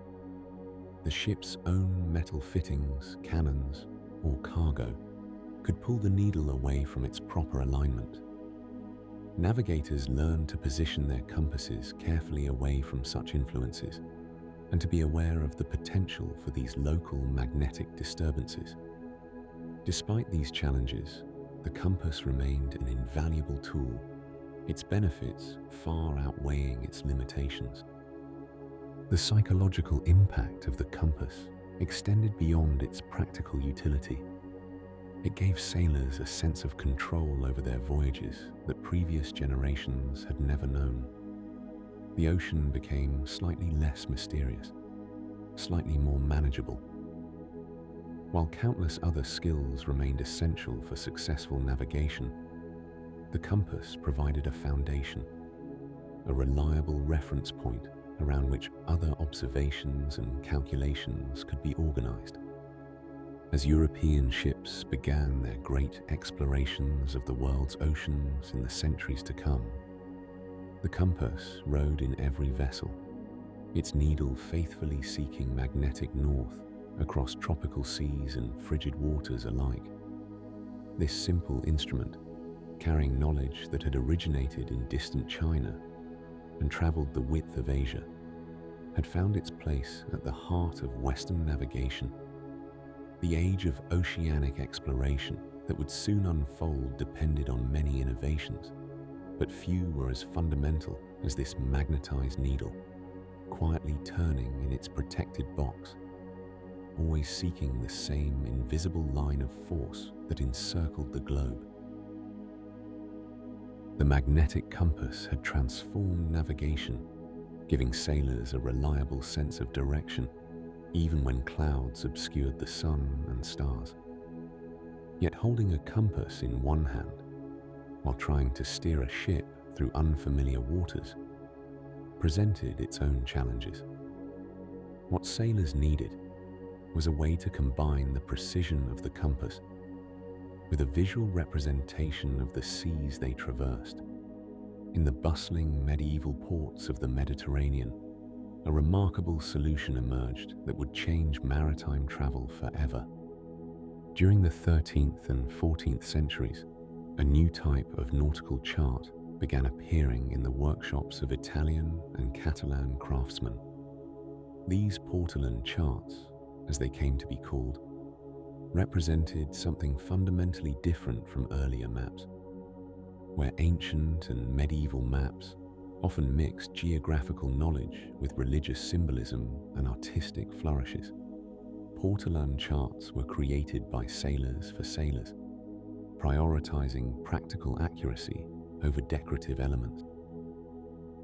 The word Portolan itself derives from the Italian word for harbor, and these charts focused intensely on coastlines, harbors, and the practical business of getting from one port to another. The charts depicted the Mediterranean Sea and Black Sea with a level of coastal detail that seems almost miraculous for their time. Bays, promontories, islands, and river mouths appeared in their correct positions relative to one another with astonishing precision. Cities and ports were marked along the coasts, often with their names written perpendicular to the shore, creating a pattern of text radiating inward from the sea. But the most distinctive feature of Portolan charts was the intricate web of lines that crisscrossed their surface. From multiple compass roses placed across the chart, straight lines extended in every direction, creating a complex geometric pattern that covered the entire map. These rum lines, as navigators called them, corresponded to the 32 points of the mariner's compass. A sailor could place the chart before him, identify his current port and his destination, and then see which compass heading would carry him from one to the other. The origins of these remarkable charts remain somewhat mysterious, appearing seemingly fully formed in the historical record without obvious predecessors. The earliest surviving example, the Carta Pisana, dates to around 1275. Though references in documents suggest such charts existed even earlier. This sudden emergence has led historians to speculate that Portolan charts developed from practical sailing knowledge accumulated over generations, perhaps recorded first in perishable materials, or closely guarded as trade secrets before being more widely copied on durable vellum. The creation of a Portolan chart required considerable skill and care. Chart makers worked on animal skins, carefully prepared and stretched to create a smooth surface. They drew the coastlines based on accumulated knowledge from countless voyages, likely consulting written sailing directions called portolans that described routes, distances between ports, and navigational hazards. These written portolans were themselves valuable documents, recording the hard-won experience of generations of sailors. The chart makers then added the network of rum lines with meticulous precision. This required first establishing compass roses at strategic points across the chart, From each rose, they drew lines corresponding to the cardinal directions and the intermediate points of the compass.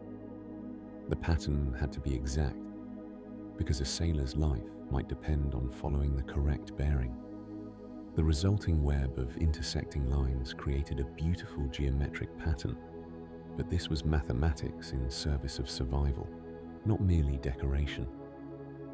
Distances on Portolan charts were measured not in miles, but in the practical units sailors understood. Many charts included a distance scale, but experienced navigators also learned to estimate distances between ports from the charts, combined with their knowledge of typical sailing speeds. The charts represented space, not as a bird might see it from above, but as a sailor experienced it from the deck of a ship, moving across the surface of the water, from landmark to landmark. The accuracy of these medieval charts, especially regarding the Mediterranean coastline, is truly remarkable. When modern scholars have compared Portolan charts to satellite imagery and precise surveys, they find that many features are positioned with impressive accuracy. The charts captured the shape of the Mediterranean with a fidelity that would not be substantially improved for several centuries. This precision arose from the accumulated experience of countless sailors who knew these waters intimately, combined with the compass measurements that allowed distances and bearings to be recorded systematically. Portolan charts spread throughout the maritime communities of Europe. Italian cities like Genoa and Venice became centers of chart production, as did Catalan ports like Barcelona and Mallorca. Families of chart makers developed reputations for quality and accuracy, passing their craft from generation to generation. The Cresques family of Mallorca became particularly renowned, with Abraham Cresques creating the magnificent Catalan Atlas in 1375, which combined Portolan-style coastal charts with geographical knowledge from across the known world. As European sailors began venturing beyond the familiar Mediterranean into the Atlantic Ocean, chart makers expanded their work to include the coasts of Western Europe and Northwest Africa. The charts grew larger, depicting more distant shores, though the areas beyond the Mediterranean were often less accurate, reflecting the lesser frequency of voyages and the greater challenges of Atlantic navigation. Still, the fundamental technique remained the same: detailed coastlines, compass roses, and the web of rhumb lines that translated compass directions into visual paths across the chart. The Portolan chart represented a profound shift in how humans thought about navigation and geography. For the first time, the abstract information provided by a compass could be directly integrated with a visual representation of the world. A sailor no longer needed to hold in his mind the complex relationship between compass bearings and coastal features. The chart externalized this knowledge, making it visible and shareable. A young sailor could study a Portolan chart and absorb in hours what might have taken years to learn through direct experience. This democratization of navigational knowledge had far-reaching implications. Ships could venture into less familiar waters with greater confidence. Trade routes could be planned more efficiently. The knowledge of expert pilots, once held close as a source of competitive advantage, became more widely accessible. The Portolan chart, combined with the magnetic compass, gave medieval sailors a powerful toolkit for maritime navigation. In quiet scriptoriums and bustling port workshops, chart makers continued their meticulous work, drawing coastlines and laying out compass roses, creating the maps that would guide sailors safely across the medieval seas.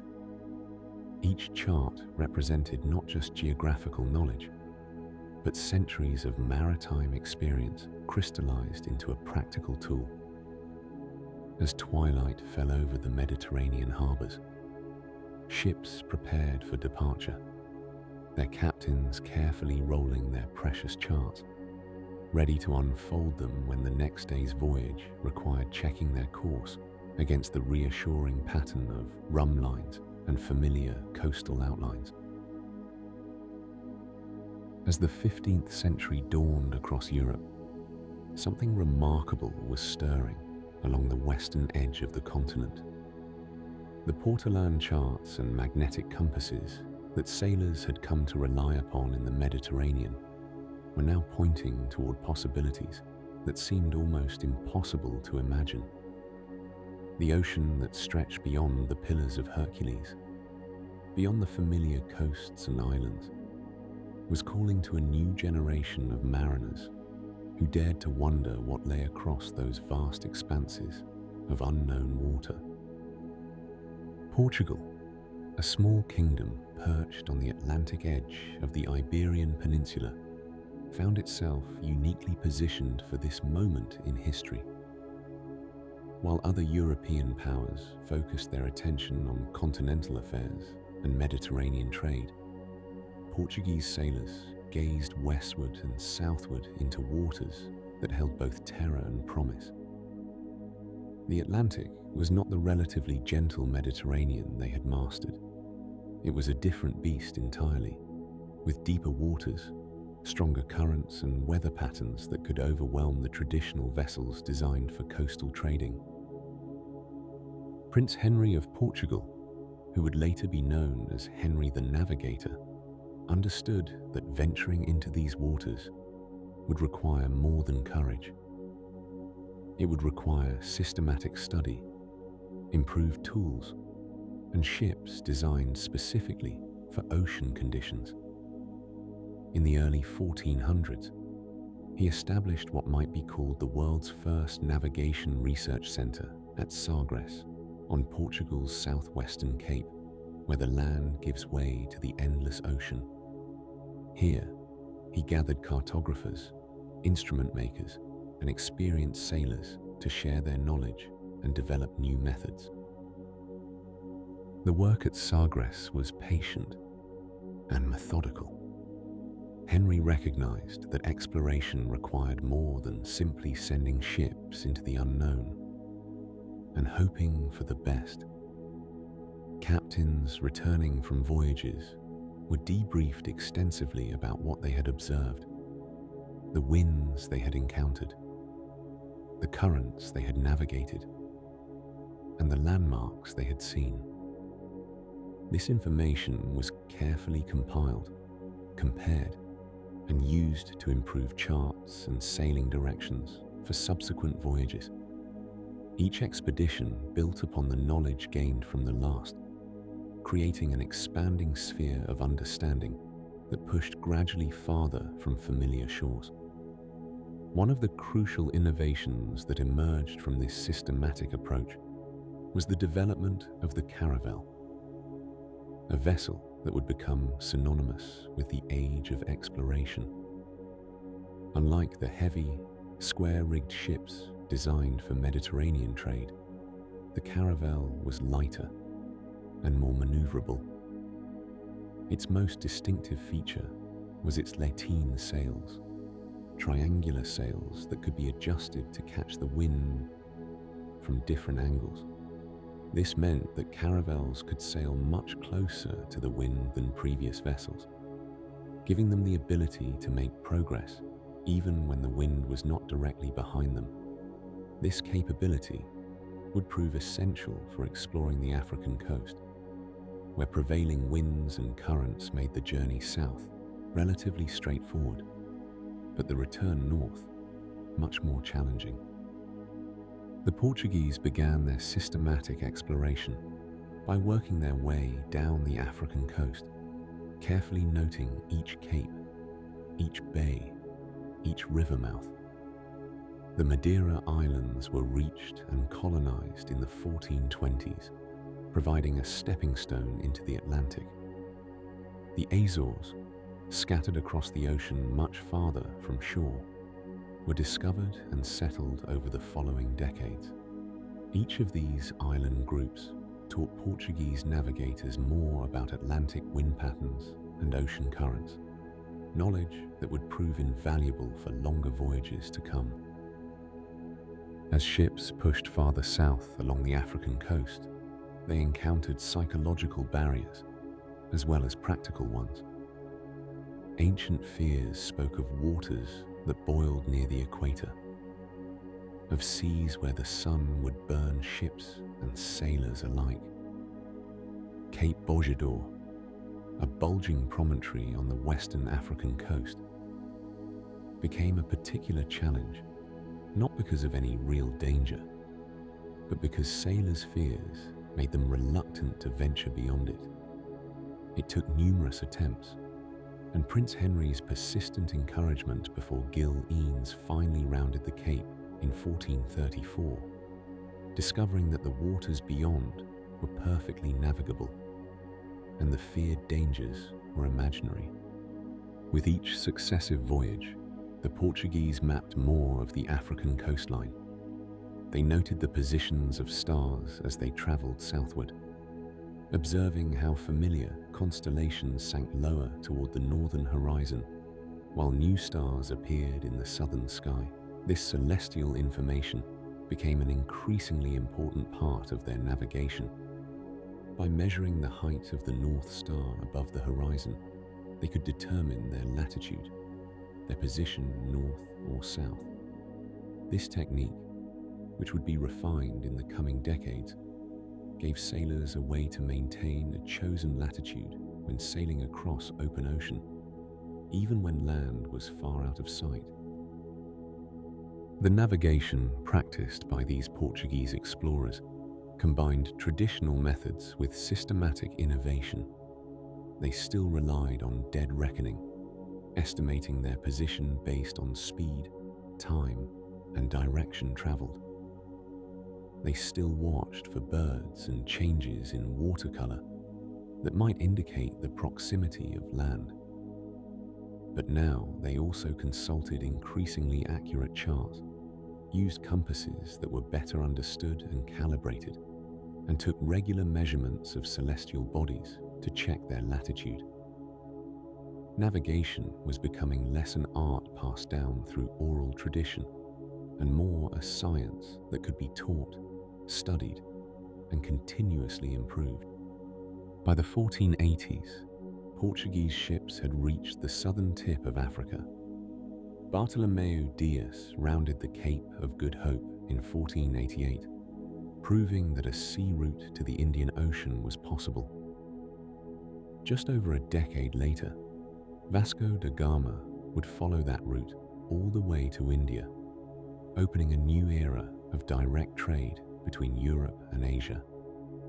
These achievements rested on decades of careful, systematic work, of incremental improvements in ships, instruments, techniques, and charts. The Portuguese approach to exploration demonstrated that navigation had become something more than simply finding one's way from place to place. It had become a discipline that combined observation, measurement, record-keeping, and continuous learning. The knowledge gained from each voyage was preserved and built upon, creating an expanding foundation of understanding that made each subsequent journey safer and more effective. As the 15th century drew to a close, the stage was set for an explosion of exploration that would transform human understanding of the world. The ships were ready. The basic navigational methods were established.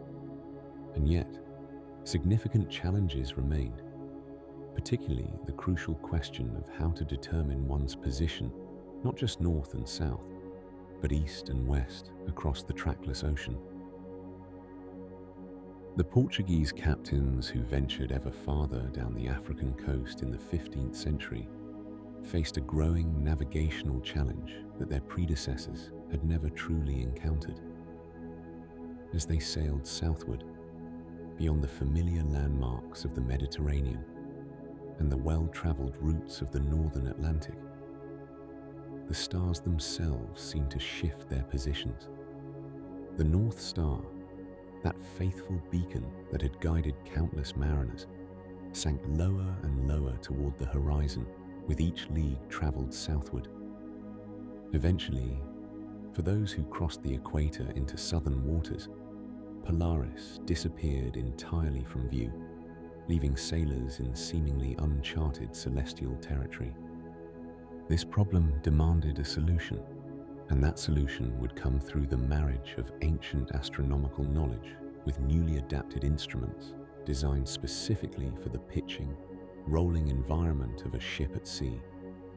The answer lay in determining latitude, that invisible line of position running east to west, measured in degrees north or south of the equator. Astronomers and mathematicians had long understood the principles. The height of certain celestial bodies above the horizon corresponded directly to one's position on Earth. At the equator, the sun at noon on the equinoxes would stand almost directly overhead. As one traveled north or south, that angle would change in predictable, measurable ways. The North Star, for those who could still see it, conveniently held a position that directly indicated one's northern latitude. But measuring these angles precisely from the deck of a moving vessel required instruments that could function in conditions vastly different from the stable observatories of scholars on land. The Astrolabe, that magnificent instrument of brass and mathematics, had been refined by Islamic astronomers into a tool of remarkable sophistication. In its terrestrial form, it served as a calculator of celestial positions, a timekeeper, and a teaching device all in one. But the ornate planispheric astrolabe, with its intricate reed and multiple plates, was far too delicate and complex for shipboard use. What sailors needed was something simpler, sturdier, yet still capable of accurate measurement. Thus emerged the mariner's astrolabe, a simplified descendant of its scholarly ancestor. Imagine a brass disc, heavy enough to hang steadily despite the motion of the ship, perhaps 8 inches in diameter, though some were made larger or smaller. Unlike the elaborate astronomical astrolabe, the mariner's version was essentially a suspended circular ring marked with degrees around its edge. A rotating bar called an aladard pivoted at the center, equipped with sighting vanes at each end.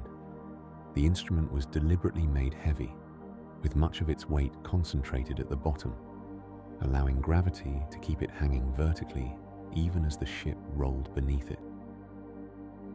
To measure the altitude of the sun or a star, a navigator would suspend the astrolabe by a ring at its top, letting it hang freely. Peering through the sights on the aladard, he would rotate the bar until the celestial body appeared aligned with both vanes. The angle indicated on the degree scale would reveal the altitude of that body above the horizon. With this measurement, combined with tables that showed the sun's expected position for each day of the year, a skilled navigator could calculate his latitude with reasonable accuracy. The process required patience and practice. On a gently swaying deck, the heavy brass disc would swing and twist, and catching the sun at the precise moment when the instrument hung true demanded both skill and persistence. Often, multiple readings would be taken and averaged to account for the ship's motion.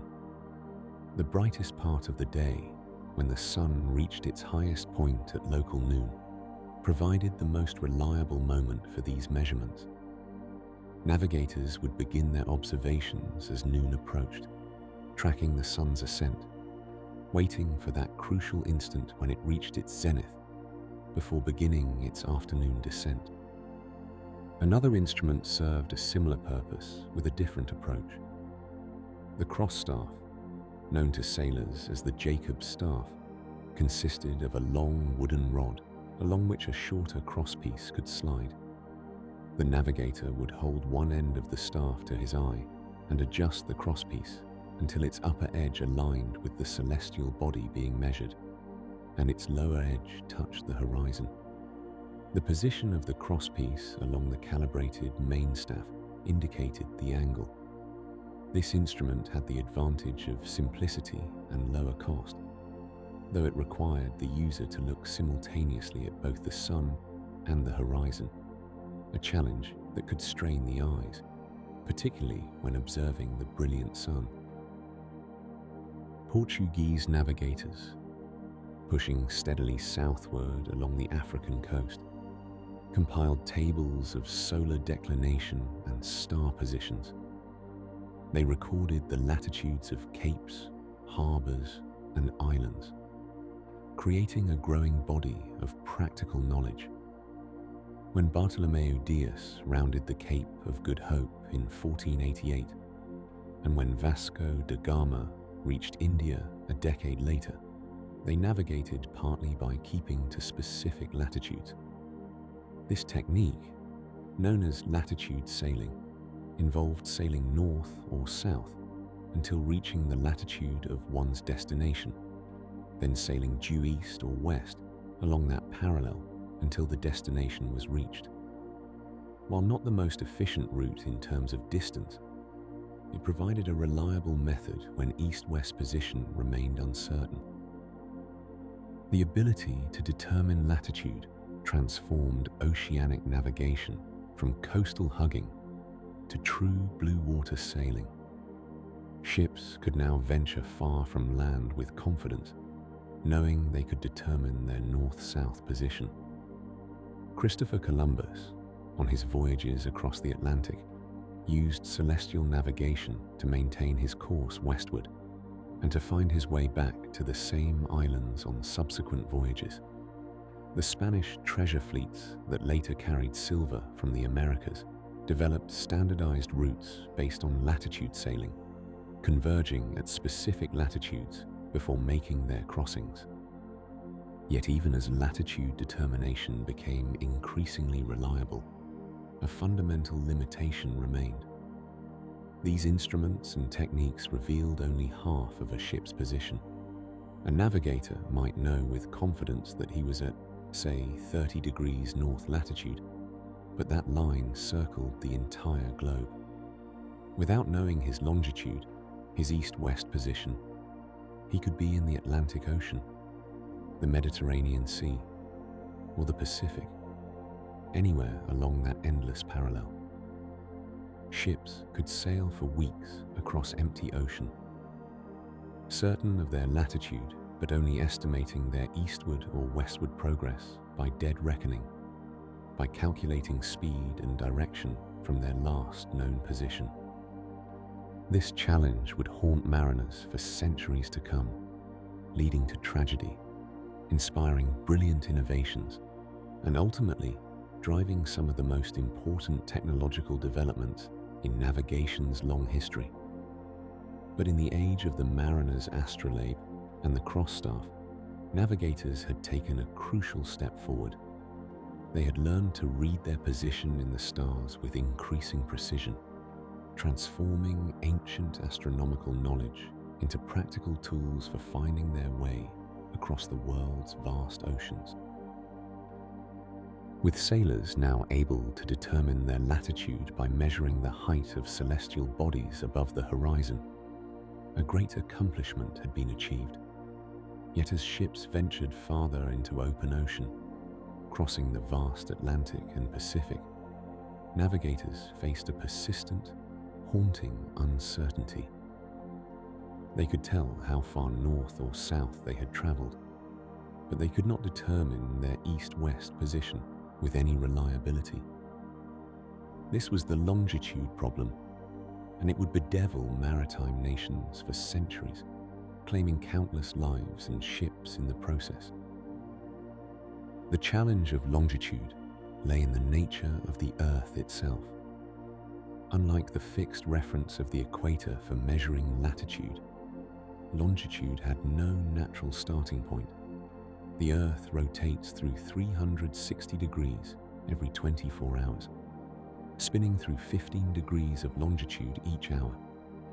A navigator who knew the precise time at a reference location and could compare it to local time determined by the sun's position could calculate how far east or west they had traveled. The theory was beautifully simple. The practical execution proved extraordinarily difficult. At sea, far from any landmark, determining local noon was straightforward enough. A navigator needed only to observe when the sun reached its highest point in the sky. But knowing the time at that same moment back in London, Paris, or Madrid required a clock that could keep accurate time through weeks or months of ocean voyage. Ships rolled and pitched in endless motion. Salt air corroded metal. Temperatures swung from tropical heat to Arctic cold. Humidity saturated the air one day and vanished the next. The finest pendulum clocks of the era, magnificent timepieces that worked beautifully in the stable environment of an observatory or drawing room, became hopelessly unreliable aboard a ship. They might gain or lose hours each day, rendering them useless for navigation. The consequences of this limitation were often catastrophic. Ships attempting to maintain a specific latitude across the ocean would sail east or west, hoping to reach their destination by dead reckoning and careful estimation. But ocean currents pushed vessels off course. Wind patterns varied. Simple errors in speed estimation accumulated over days and weeks.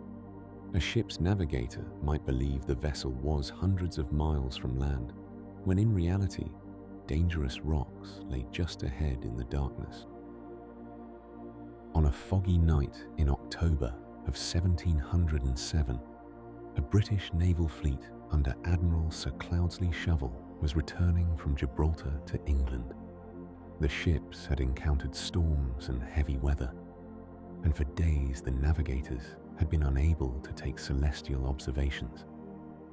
They estimated their position by dead reckoning, believing themselves safely west of the dangerous rocks near Brittany.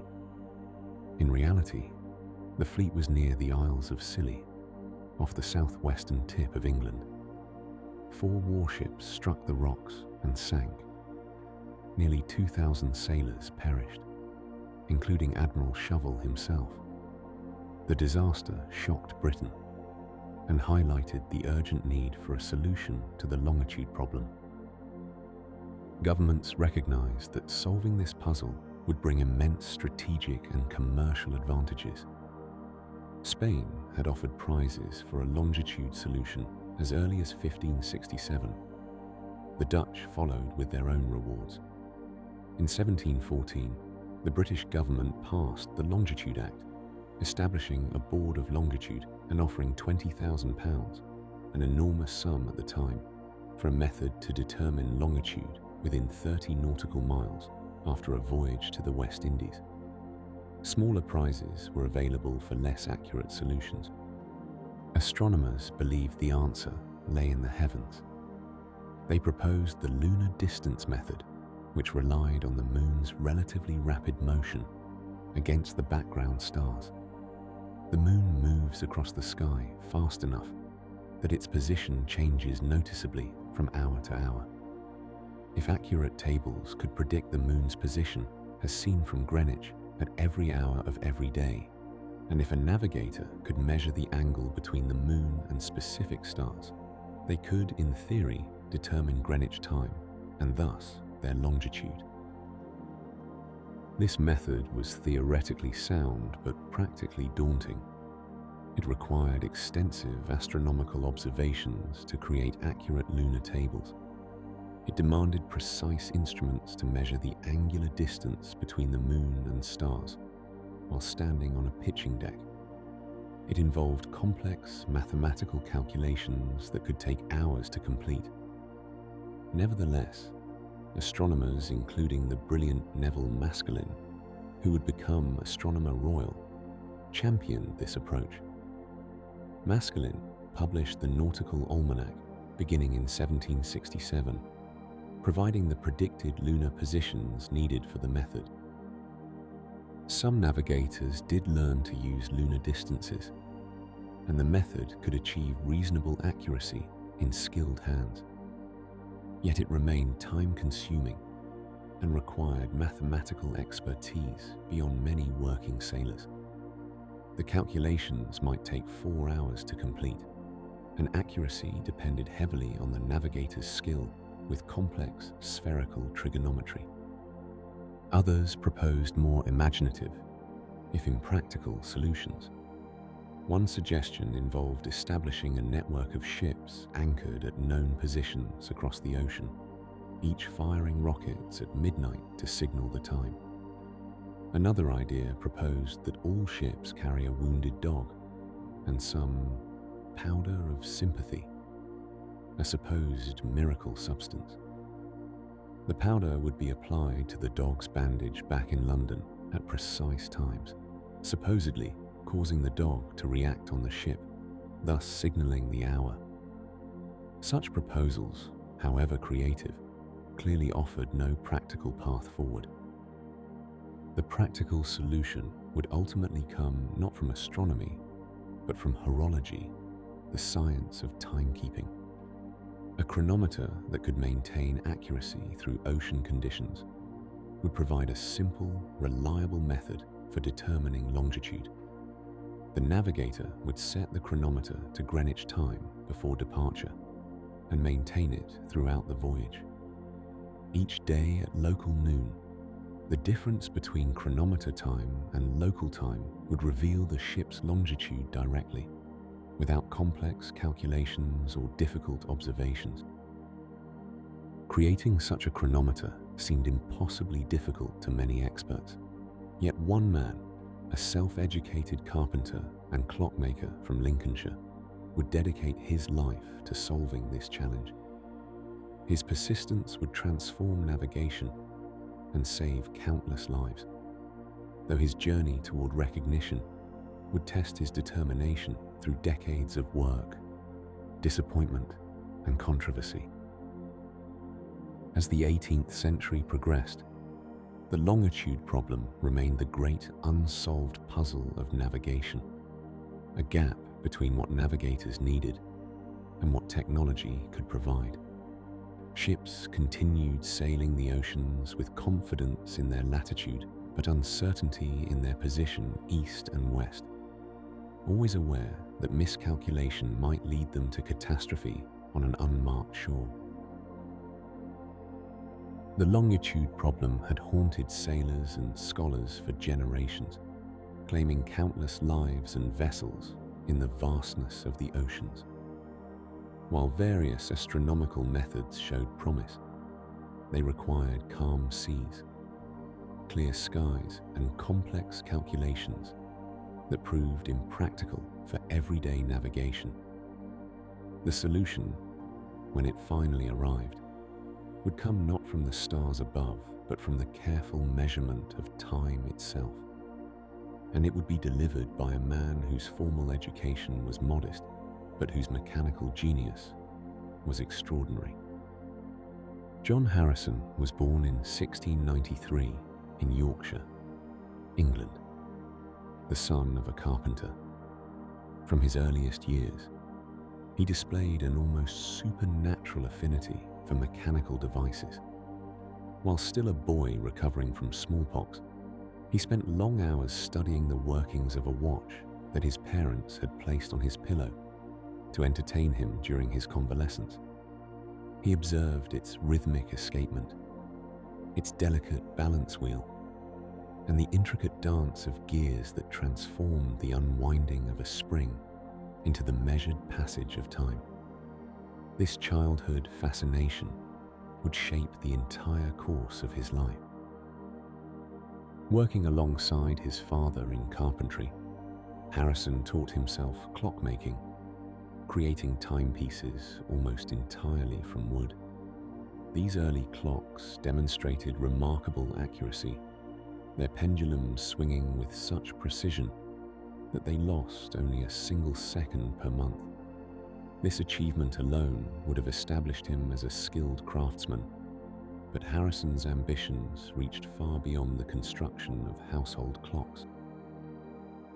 In 1714, when Harrison was still a young man, the British Parliament had passed the Longitude Act, offering prizes of up to £20,000 for a practical method of determining longitude at sea.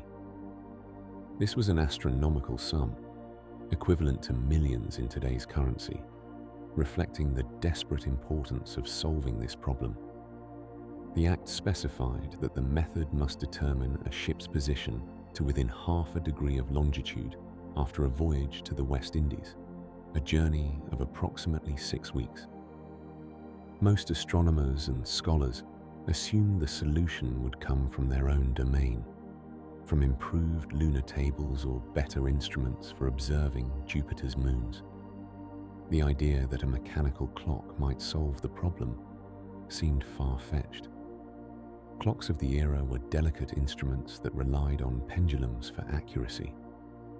At sea, the constant motion of a ship, the changes in temperature and humidity, and the corrosive salt air destroyed the performance of even the finest timepieces. Temperature changes alone would cause the metal components to expand and contract, altering the clock's rate by several minutes per day. But Harrison understood that if a clock could keep accurate time at sea, longitude would become simple to calculate.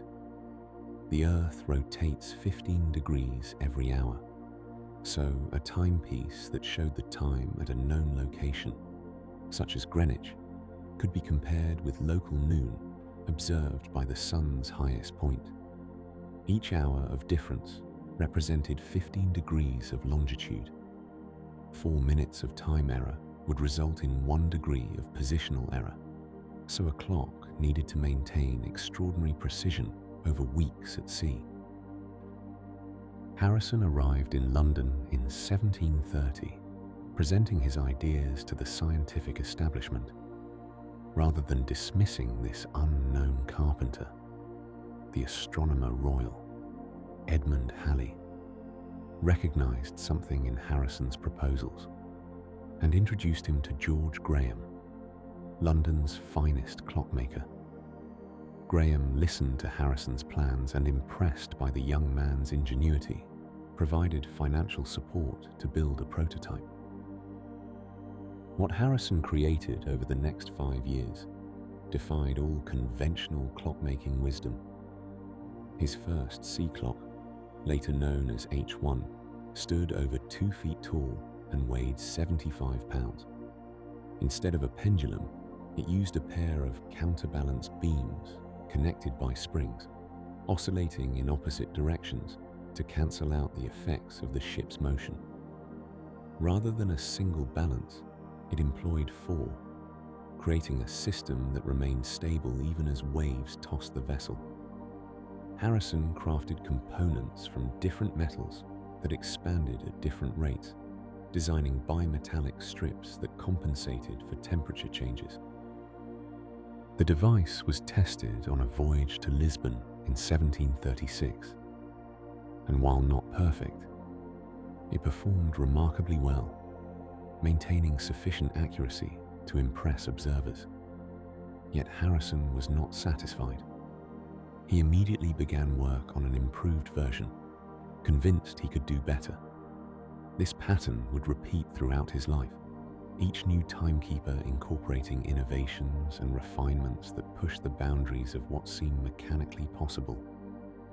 H2 followed, then H3, each taking years to complete.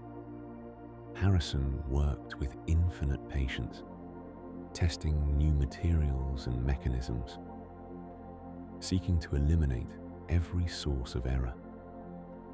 He invented the caged roller bearing to reduce friction, developed new methods of lubrication, and created the bimetallic strip that automatically compensated for temperature variations.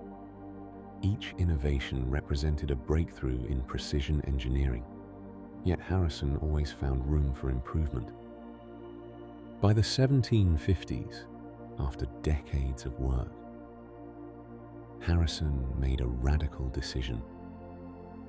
Rather than building ever larger sea clocks, he would create something completely different.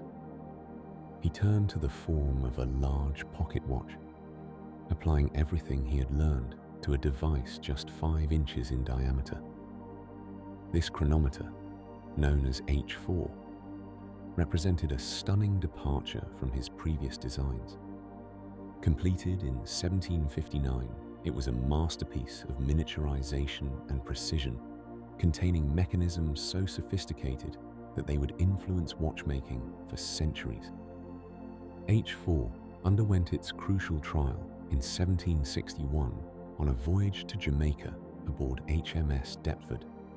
Harrison's son William accompanied the chronometer, monitoring its performance throughout the journey. Upon reaching Jamaica after 81 days at sea, the timepiece had lost only 5 seconds. This exceeded the requirements of the Longitude Act by a considerable margin. A ship's position could be determined to within a mile using this remarkable instrument. Yet the Board of Longitude, composed largely of astronomers who had spent years developing their own astronomical methods, proved reluctant to award the full prize. They demanded further trials, imposed additional conditions, and questioned whether Harrison's achievement truly met their criteria. The aging clockmaker found himself locked in a frustrating battle for recognition and payment. A second trial in 1764 proved equally successful, with H4 performing even better than before. Still, the board hesitated, requiring Harrison to reveal all his secrets and produce copies of his timekeeper. Only after direct intervention by King George III, who tested one of Harrison's watches personally and was astounded by its accuracy, did Harrison finally receive appropriate recognition and payment, though he was by then in his 80s. Harrison's achievement transformed navigation from an art based on estimation and experience into a precise science grounded in measurement. With a reliable chronometer aboard, a ship's navigator could determine position with confidence, opening sea lanes and enabling commerce on a scale previously impossible. The quiet ticking of Harrison's machines marked time with such fidelity that longitude, the ancient puzzle that had confounded humanity's greatest minds, became a solved problem. The carpenter's son, who had studied a watch during childhood illness, had given seafarers the tool that would guide them safely across every ocean on Earth. His mechanical legacy, keeping a faithful time through calm and storm, through tropical heat and polar cold, proving that genius can emerge from the most unexpected places. With the chronometer now solving the puzzle of longitude, navigators possessed one crucial piece of the position-finding equation. Yet, they still required an equally precise method for measuring the angles of celestial bodies above the horizon. The instruments that had served mariners for generations, the cross-staff, the backstaff, the astrolabe, all carried limitations that became increasingly apparent as navigation demanded greater accuracy. The answer would arrive in an elegant device that would reign supreme over the world's oceans for more than 2 centuries: the Sextant. The path to this remarkable instrument began not at sea, but in the minds of mathematicians and opticians working independently across Europe in the early 18th century. The fundamental challenge was clear enough. To determine latitude, sailors needed to measure the angle between a celestial body and the horizon with precision. To use the lunar distance method for finding longitude, they needed even finer measurements of the angle between the moon and stars. The instruments of the time simply could not provide the accuracy these calculations demanded. Around 1730, two men on opposite sides of the Atlantic conceived of a solution using the same optical principle, yet neither knew of the other's work. In Philadelphia, Thomas Godfrey, a glazier and member of Benjamin Franklin's philosophical circle, designed an instrument using mirrors to bring two images together. Simultaneously in London, John Hadley, a mathematician and skilled instrument maker, developed a nearly identical device. Both men had discovered that by using two mirrors, one fixed and one movable, a navigator could observe the horizon and a celestial body at the same time, measuring the precise angle between them. Hadley presented his invention to the Royal Society in 1731, calling it a reflecting quadrant. The principle was ingenious in its elegance. The navigator looked through a small telescope at the horizon while adjusting a movable mirror until it brought the image of the sun or a star down to touch that horizon line. Because the instrument used reflection, it measured angles with remarkable precision, and unlike earlier tools, the readings remained accurate even on a moving ship's deck. The device compensated for the motion of the waves because both the horizon and the celestial body moved together in the eyepiece. The early versions of this reflecting instrument could measure angles up to 90 degrees, encompassing a quadrant of a circle. But instrument makers soon recognized that by extending the arc, they could create an even more versatile tool. The sextant, measuring angles up to 60 degrees along its arc, but capable of readings up to 120 degrees through the mirror principle, emerged as the preferred design. The name came from the Latin for 1/6, as its arc represented 1/6 of a full circle. Crafting a sextant demanded extraordinary skill from the instrument maker. The frame, traditionally made of brass or bronze, had to be perfectly rigid, yet light enough to handle during observations. Later versions sometimes used lightweight alloys, or even precious metals for wealthy clients. The mirrors required flawless grinding and silvering, as any imperfection would introduce errors into the measurements. The arc itself bore minute gradations, each marking representing fractions of a degree, carefully engraved by hand. A system of magnifying lenses helped navigators read these tiny divisions with accuracy. The finest sextants, produced by specialized workshops in London, Hamburg, and later Boston, represented the pinnacle of precision manufacturing in their age. Master craftsmen like Jesse Ramsden in London developed dividing engines, mechanical devices that could mark the arc's gradations with unprecedented accuracy and consistency. These instruments were not merely tools, but works of scientific art, often housed in fitted mahogany boxes lined with green felt, cradling the brass instrument like a jewel. Learning to use a sextant properly required practice and a steady hand. The navigator would remove the instrument from its case as the time for observations approached, usually around noon for determining latitude by measuring the sun's maximum altitude. Holding the sextant vertically, the observer peered through the telescope at the horizon, then carefully adjusted the movable arm until the reflected image of the sun appeared to kiss the horizon line.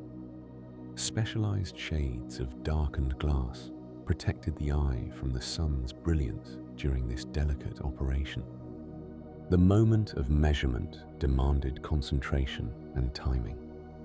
The sun climbed toward its zenith, and the navigator tracked its ascent, adjusting the sextant continuously. At the precise moment when the sun reached its highest point and began its descent, the navigator noted the angle shown on the graduated arc.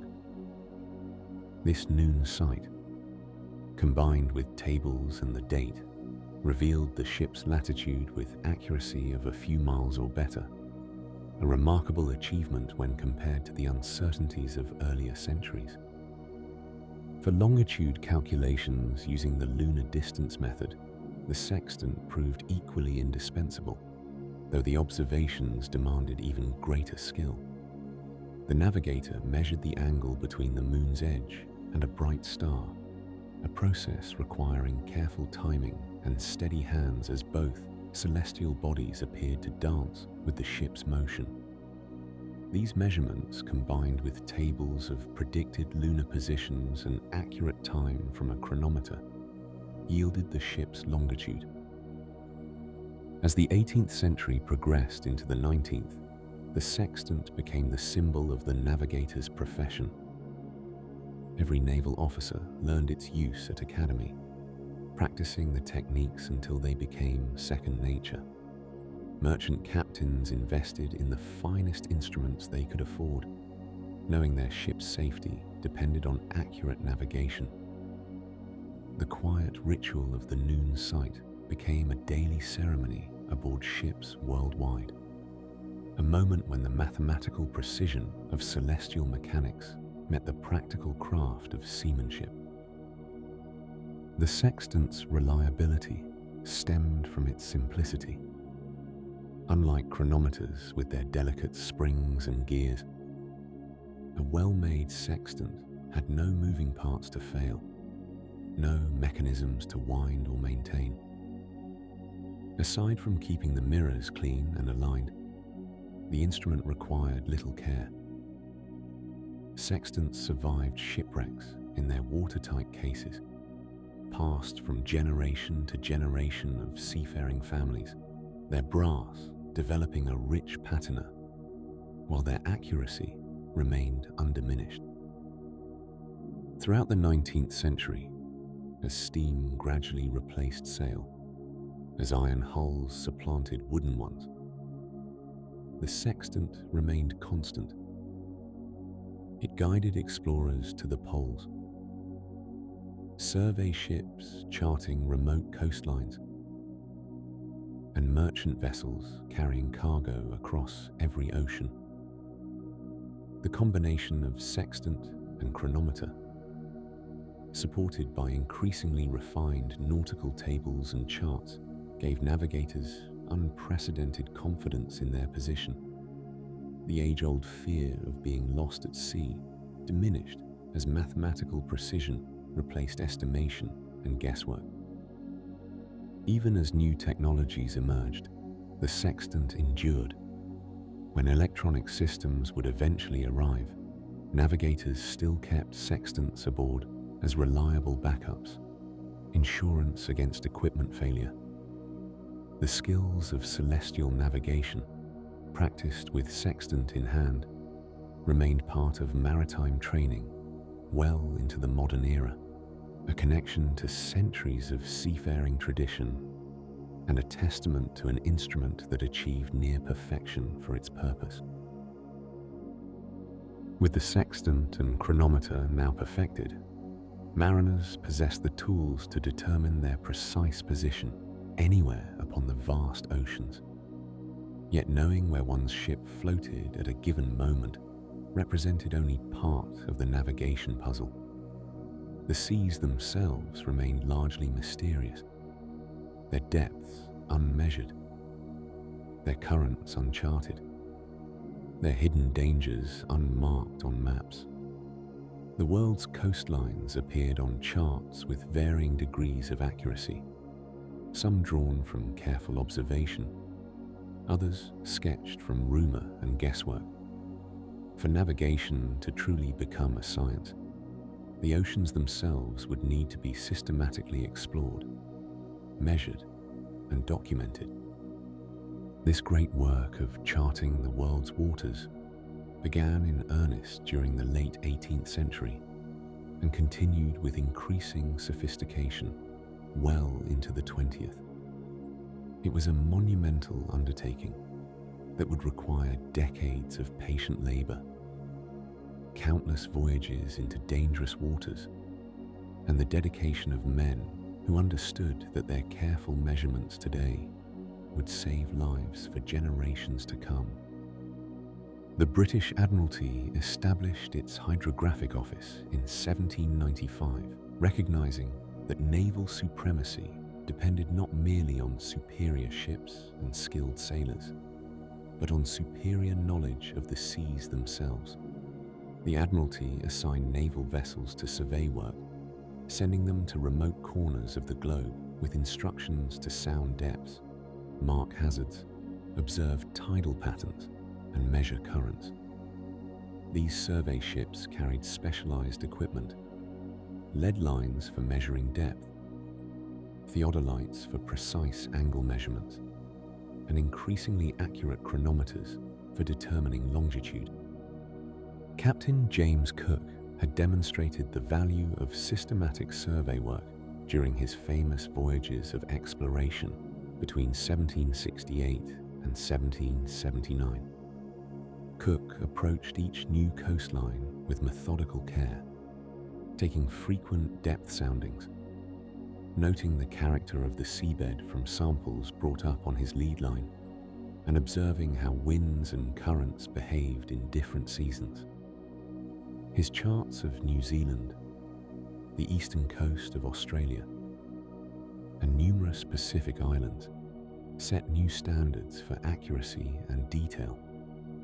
Future navigators could approach these waters with confidence, knowing that Cook's charts reflected careful observation rather than speculation. Following Cook's example, survey work became increasingly systematic. Captain Matthew Flinders spent years charting the Australian coastline in painstaking detail, often working in small boats to approach shallow waters where his ship could not venture. His surveys produced charts that finally revealed the true shape of the Australian continent. Flinders understood that accuracy mattered more than speed. A single uncharted rock could sink a ship, so every dangerous reef and shallow bank needed to be precisely located and marked. The work proved demanding and often tedious. Survey vessels would anchor in one position, while small boats rowed outward in carefully measured patterns, taking depth soundings at regular intervals. Officers would spend long hours ashore with their instruments, measuring angles to prominent landmarks and calculating positions. Back aboard ship, they would transfer their measurements to charts, slowly building up detailed pictures of coastlines, harbors, and approaches. A thorough survey of even a modest stretch of coast might require months of repetitive measurement. Yet this patient work yielded invaluable results. Harbors that had been considered too dangerous for navigation were found to have safe channels when properly surveyed. Reefs and shoals that had menaced shipping for centuries were precisely located and marked on charts. Tidal patterns were observed and recorded, allowing future navigators to predict water depths at different times. The character of the sea bottom was noted, indicating good holding ground for anchors or areas to avoid. The United States established its Coast Survey in 1807, recognizing that the young nation's expanding maritime commerce required accurate charts of its extensive coastline. Ferdinand Hassler, a Swiss immigrant trained in geodesy and mathematics, brought scientific rigor to the work. Hassler insisted on using the most precise instruments available, and establishing networks of accurately surveyed reference points along the coast. His exacting standards meant that work proceeded slowly, but the resulting charts achieved unprecedented accuracy. Survey work extended far beyond simply mapping coastlines. Oceanographers aboard survey vessels began taking deep-sea soundings, slowly revealing the contours of the ocean floor. Before these systematic efforts, the depths of the open ocean remained largely unknown. Early attempts to measure deep water depths using traditional lead lines proved impractical.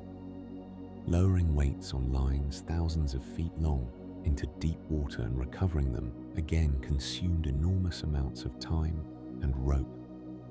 The development of specialized deep-sea sounding equipment using piano wire instead of rope made these measurements more practical. The USS Dolphin conducted extensive deep-sea sounding work in the Atlantic during the 1850s, revealing the existence of an underwater ridge running roughly north to south through the middle of the ocean. This discovery would eventually prove crucial to understanding plate tectonics, though that connection lay far in the future. At the time, the knowledge served the practical purpose of identifying suitable routes for underwater telegraph cables, which needed to rest on relatively smooth seafloor terrain. HMS Challenger embarked on a remarkable voyage from 1872 to 1876 that combined hydrographic survey work with comprehensive scientific oceanography. The Challenger expedition took depth soundings, measured ocean temperatures at various depths, collected samples of marine life, and gathered data on ocean currents and chemistry. The voyage covered nearly 69,000 miles and produced 50 volumes of scientific reports. The expedition's charts and data advanced understanding of the world's oceans dramatically, revealing the complexity of underwater topography and ocean circulation patterns. Surveyors also worked to understand ocean currents, which profoundly affected navigation. The American naval officer, Matthew Fontaine Maury, compiled reports from countless ship captains, gathering observations about winds and currents from around the world. Maury synthesized this information into wind and current charts that showed mariners the most favorable routes for different seasons. His work demonstrated that ships could significantly reduce passage times by following optimal routes that took advantage of prevailing currents and winds. A voyage that might take weeks or months following a direct route could be completed faster by following a longer path that used favorable currents. The detail and accuracy of nautical charts improved steadily throughout the 19th century as survey data accumulated. Charts began including more information beyond simple coastline outlines. The nature of the bottom, tidal information, magnetic variation, locations of lights and navigation aids, and detailed harbor plans. Color coding and standardized symbols made charts easier to read quickly. Regular updates incorporated new information as conditions changed, and additional surveys refined earlier work. Survey vessels ventured into increasingly remote and challenging waters. Arctic expeditions attempted to chart the maze of channels through Canada's northern archipelago and the ice-choked waters around Greenland. Antarctic survey work mapped the coastline of that forbidding continent. Survey ships weathered storms, navigated through ice, and worked in conditions that tested both equipment and endurance. The men who carried out this work understood that they were building a legacy. Their charts would guide mariners for generations. As the 20th century approached, the accumulated work of hydrographic surveys had produced remarkably comprehensive coverage of the world's major shipping routes and coastlines.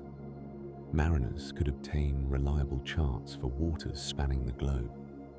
The combination of accurate charts, precise instruments for determining position, and detailed knowledge of winds and currents meant that navigation had finally become a true science, built on systematic observation and careful measurement, rather than experience and guesswork alone. With the world's oceans now carefully charted, and the techniques of celestial navigation refined to remarkable precision, mariners still faced one of their most dangerous challenges when approaching the very destination they had worked so hard to reach. The coastline itself, that threshold between the known dangers of the open sea and the promise of safe harbor, presented hazards that could destroy a ship and crew in minutes. Rocks lurking just beneath the surface, shifting sandbars, treacherous currents, and fog-shrouded promontories had claimed countless vessels that had successfully crossed thousands of miles of open ocean. The solution would come not from instruments carried aboard ships, but from permanent structures built upon the land itself, reaching out to guide sailors safely home. The concept of the lighthouse is as ancient as seafaring itself. On the island of Pharos, near Alexandria in Egypt, one of the 7 wonders of the ancient world rose into the Mediterranean sky around 280 BCE. The Pharos lighthouse stood perhaps 400 feet tall, a massive tower of limestone blocks that held a fire at its summit visible for miles across the water. Ancient writers describe an ingenious system of mirrors that reflected and magnified the light, creating a beacon that announced the presence of one of the ancient world's greatest harbors. Though this magnificent structure eventually succumbed to earthquakes, its name became synonymous with the very concept of lighthouse guidance, the word Pharos entering numerous languages to mean a coastal beacon. The Romans, with their practical approach to infrastructure, maintained lighthouses throughout their empire. The Tower of Hercules, built in the 1st century CE on the coast of what is now Spain, still stands today as the oldest functioning lighthouse in the world. These early structures burned wood or coal at their summits, creating smoke by day and flame by night. The technology was simple, but the principle was profound. A fixed point of reference, visible from great distances, could guide a navigator through the final and most dangerous portion of a voyage.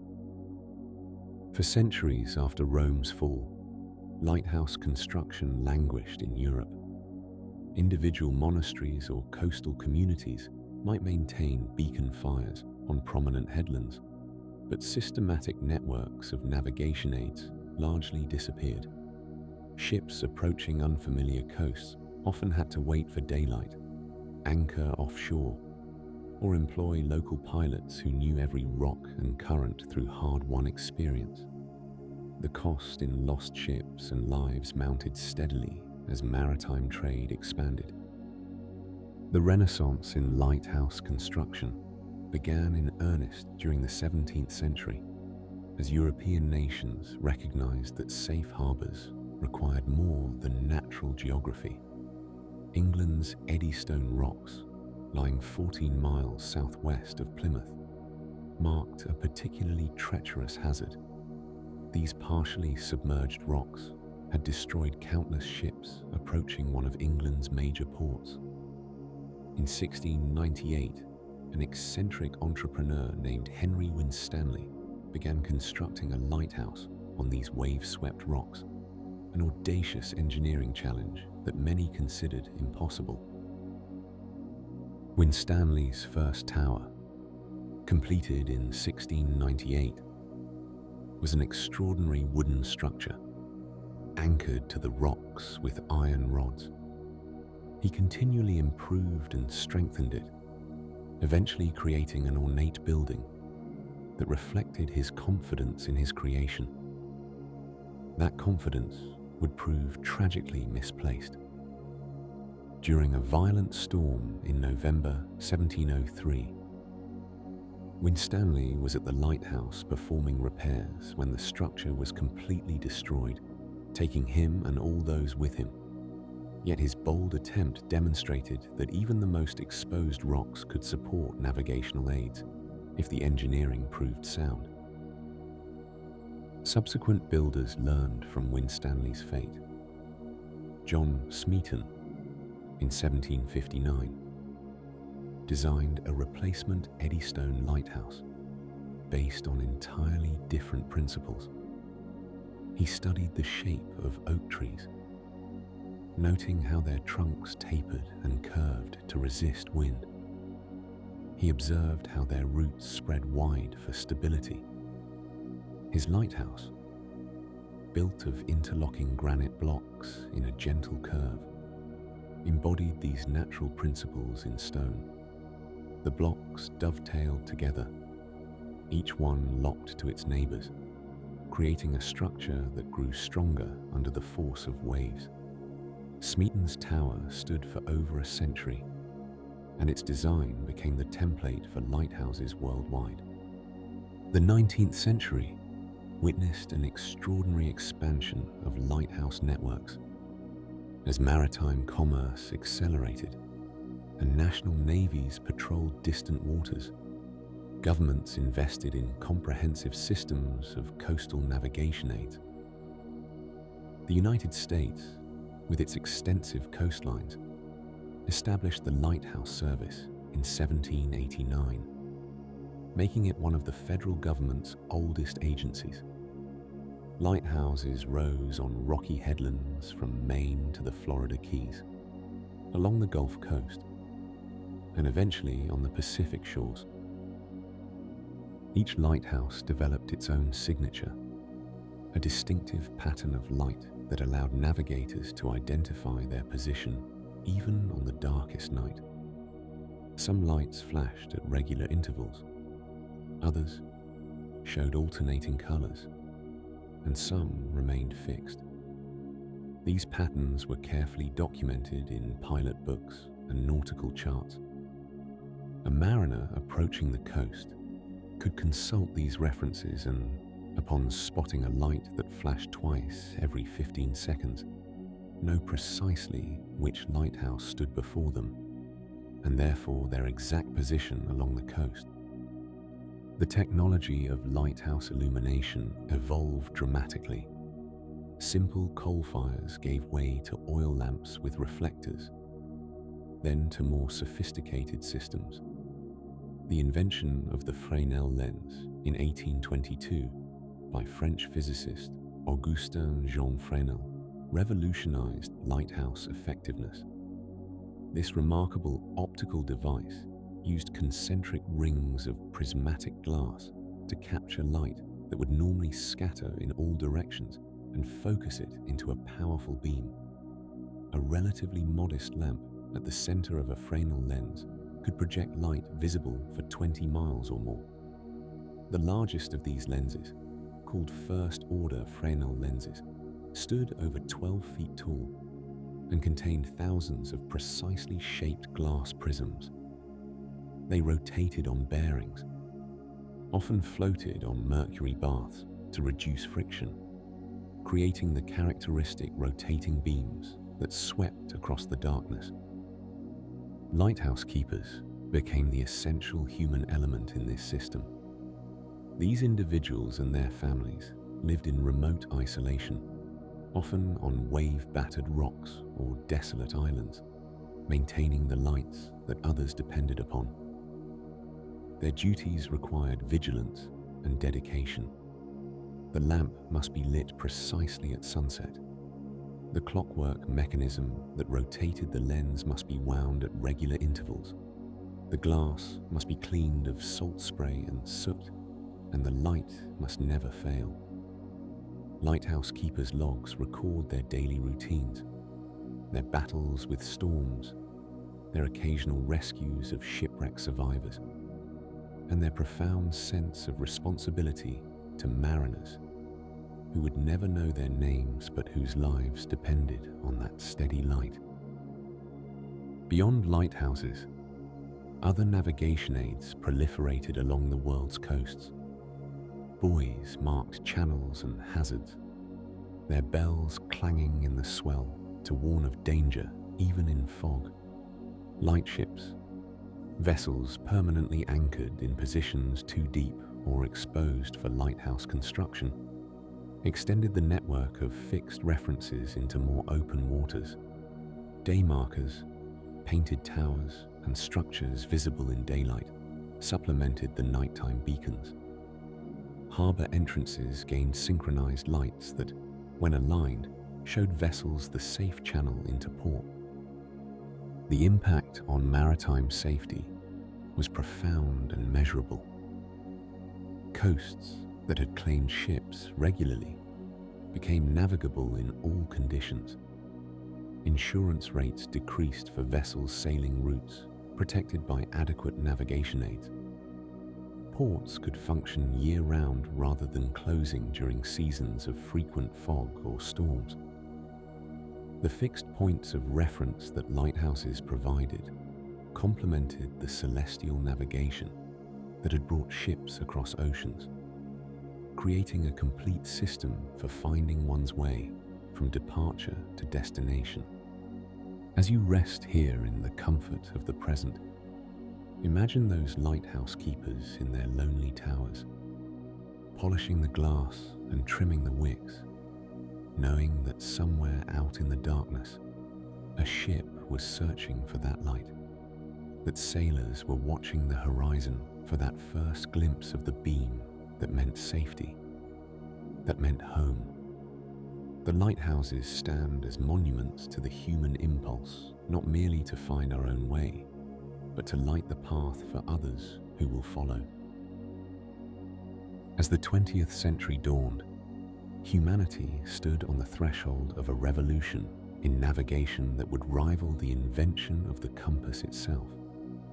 The ancient practice of finding one's way by stars and sun would soon be joined by invisible waves traveling through the air, carrying signals that could guide ships through the darkest nights and the thickest fog. The story of radio navigation begins with the discovery that electromagnetic waves could be transmitted across great distances. In the early 1900s, maritime operators noticed something curious about radio signals. When a ship received transmissions from a coastal station, the strength and character of those signals varied depending on the direction from which they arrived. This simple observation opened up entirely new possibilities for finding one's position at sea.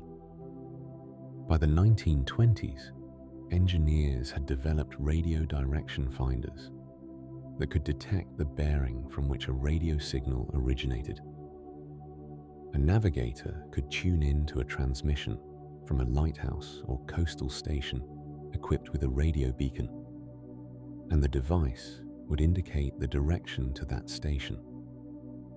By taking bearings from 2 or more radio beacons, a ship could determine its position through triangulation, much as mariners had long done with visible landmarks. But radio beacons had an extraordinary advantage. They could be detected from hundreds of miles away, and they worked just as reliably in fog, darkness, or storm as in clear weather.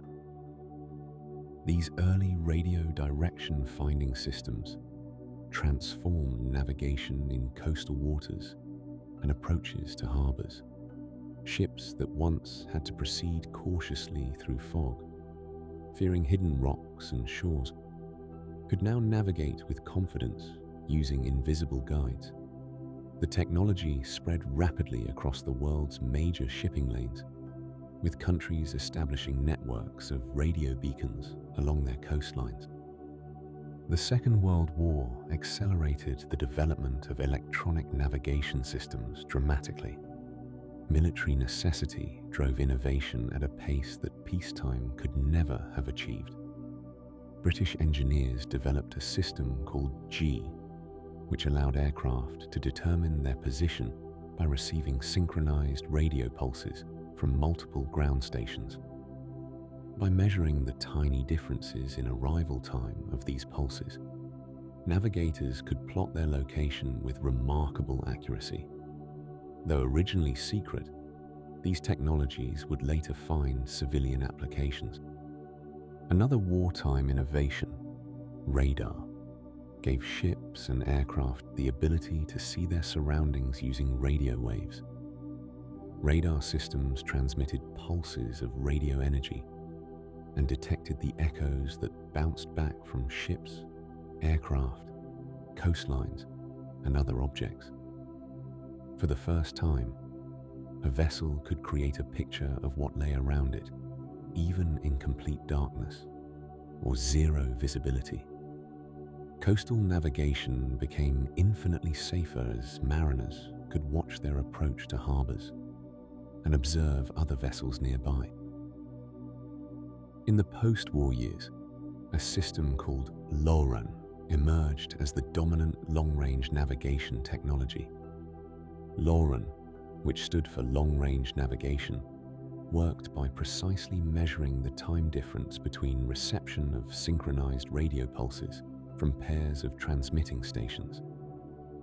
These measurements allowed navigators to determine their position along hyperbolic lines on special charts. By combining readings from multiple station pairs, a vessel could establish its position with accuracy measured in hundreds of feet, even thousands of miles from land. The LORAN network expanded across the Atlantic and Pacific, with chains of stations covering vast oceanic regions. Ships and aircraft equipped with LORAN receivers could navigate confidently across open waters that had once required constant celestial observations. The system worked day and night, in any weather, without needing a glimpse of sun or stars. For merchant shipping, fishing fleets, and recreational sailors, LORAN represented liberation from the uncertainties that had plagued navigation since humans first ventured onto the ocean. Yet traditional celestial navigation did not disappear. Wise mariners understood that electronic systems, for all their convenience, depended on shore-based infrastructure and electrical power. Charts, sextants, and chronometers required no batteries and could not be jammed or disrupted. Throughout the era of radio navigation, professional mariners continued to learn the ancient art of shooting the sun and stars, maintaining skills that might save their lives if modern systems failed. The development of inertial navigation systems added another dimension to the navigator's toolkit. These remarkable devices used gyroscopes and accelerometers to continuously track a vessel's or aircraft's motion from a known starting point. By measuring every acceleration and turn, inertial systems could calculate position without any external reference points whatsoever. Submarines traveling beneath the polar ice cap, where neither radio signals nor celestial observations were possible, relied on inertial navigation to track their journeys across the hidden ocean. As electronic navigation matured, vessels began carrying multiple redundant systems. A modern ship might have LORAN receivers, radar, radio direction finders, and inertial systems all working together, with traditional charts and celestial navigation equipment available as backup. This layering of technologies reflected both the increased reliability of electronic systems and the ancient maritime wisdom of never depending entirely on any single method. The sophistication of these systems continued to grow through the latter decades of the 20th century. Omega, a very low-frequency navigation system, provided global coverage with just 8 transmitting stations worldwide. Decca Navigator gave highly accurate positioning for coastal navigation in European waters. Each system had its particular strengths and limitations, its devoted users and specific applications. Throughout this electronic revolution, something fundamental about navigation remained unchanged. Whether measuring the angle to a star with a sextant or timing radio pulses from distant transmitters, navigators were still finding their position by measuring relationships between known reference points and their own location. The reference points had moved from celestial to terrestrial, from visible to invisible, but the underlying principles of position fixing endured. The warm glow of radar screens and the quiet beeping of LoRaWAN receivers became familiar sounds and sights in pilot house around the world.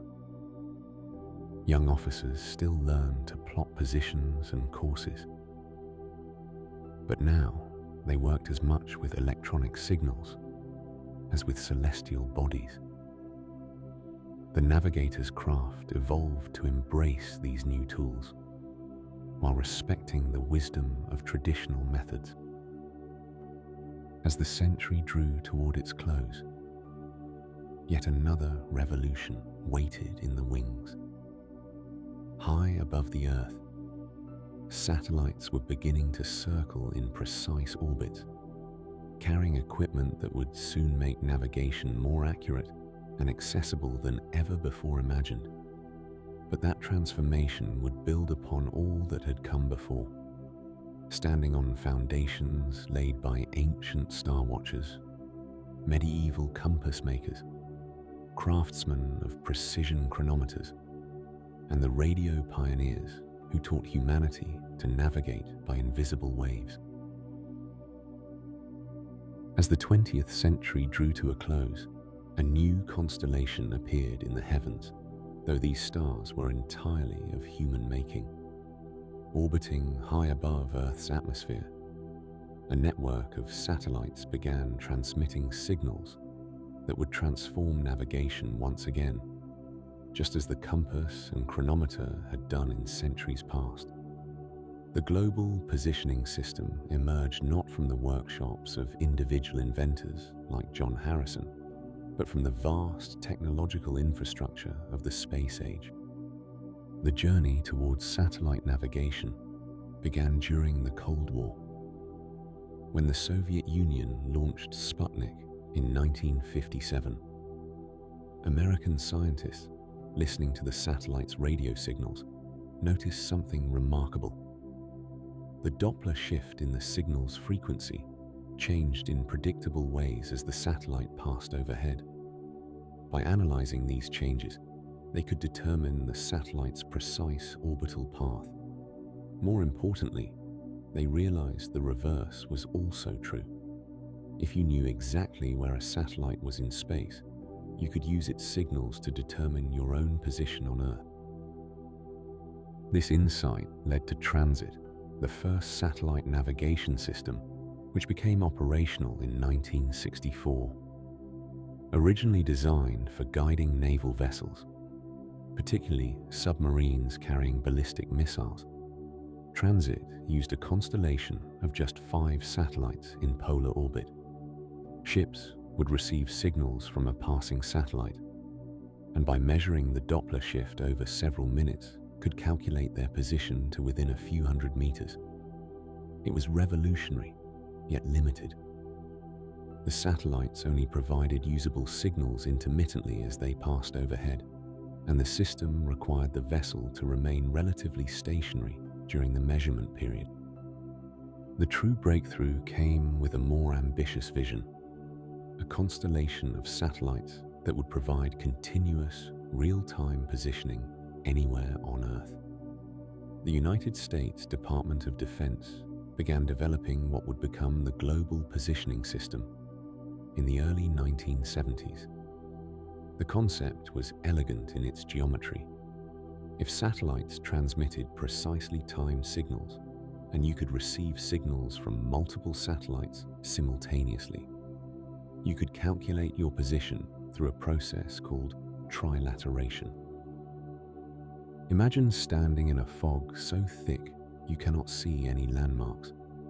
If someone tells you they are exactly 100 meters away, you know you must be somewhere on an invisible sphere with a radius of 100 meters centered on that person.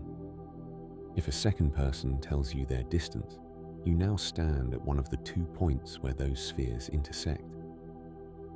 A third distance measurement narrows your position to a single point in 3-dimensional space.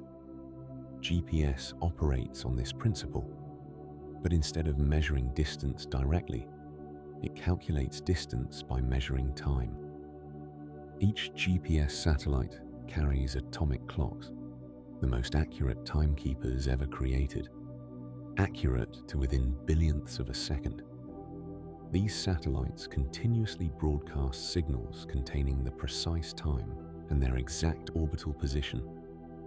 A GPS receiver on Earth picks up these signals and notes the arrival time. Since radio waves travel at the speed of light, the tiny delay between transmission and reception reveals the distance to each satellite. With signals from 4 or more satellites, the receiver can calculate not only latitude and longitude, but also altitude and precise time. The first GPS satellite launched in 1978, beginning a gradual deployment that would span decades. By 1993, the constellation reached its designed capacity of 24 satellites, arranged in 6 orbital planes to ensure that at least 4 satellites would be visible from any point on Earth at any time.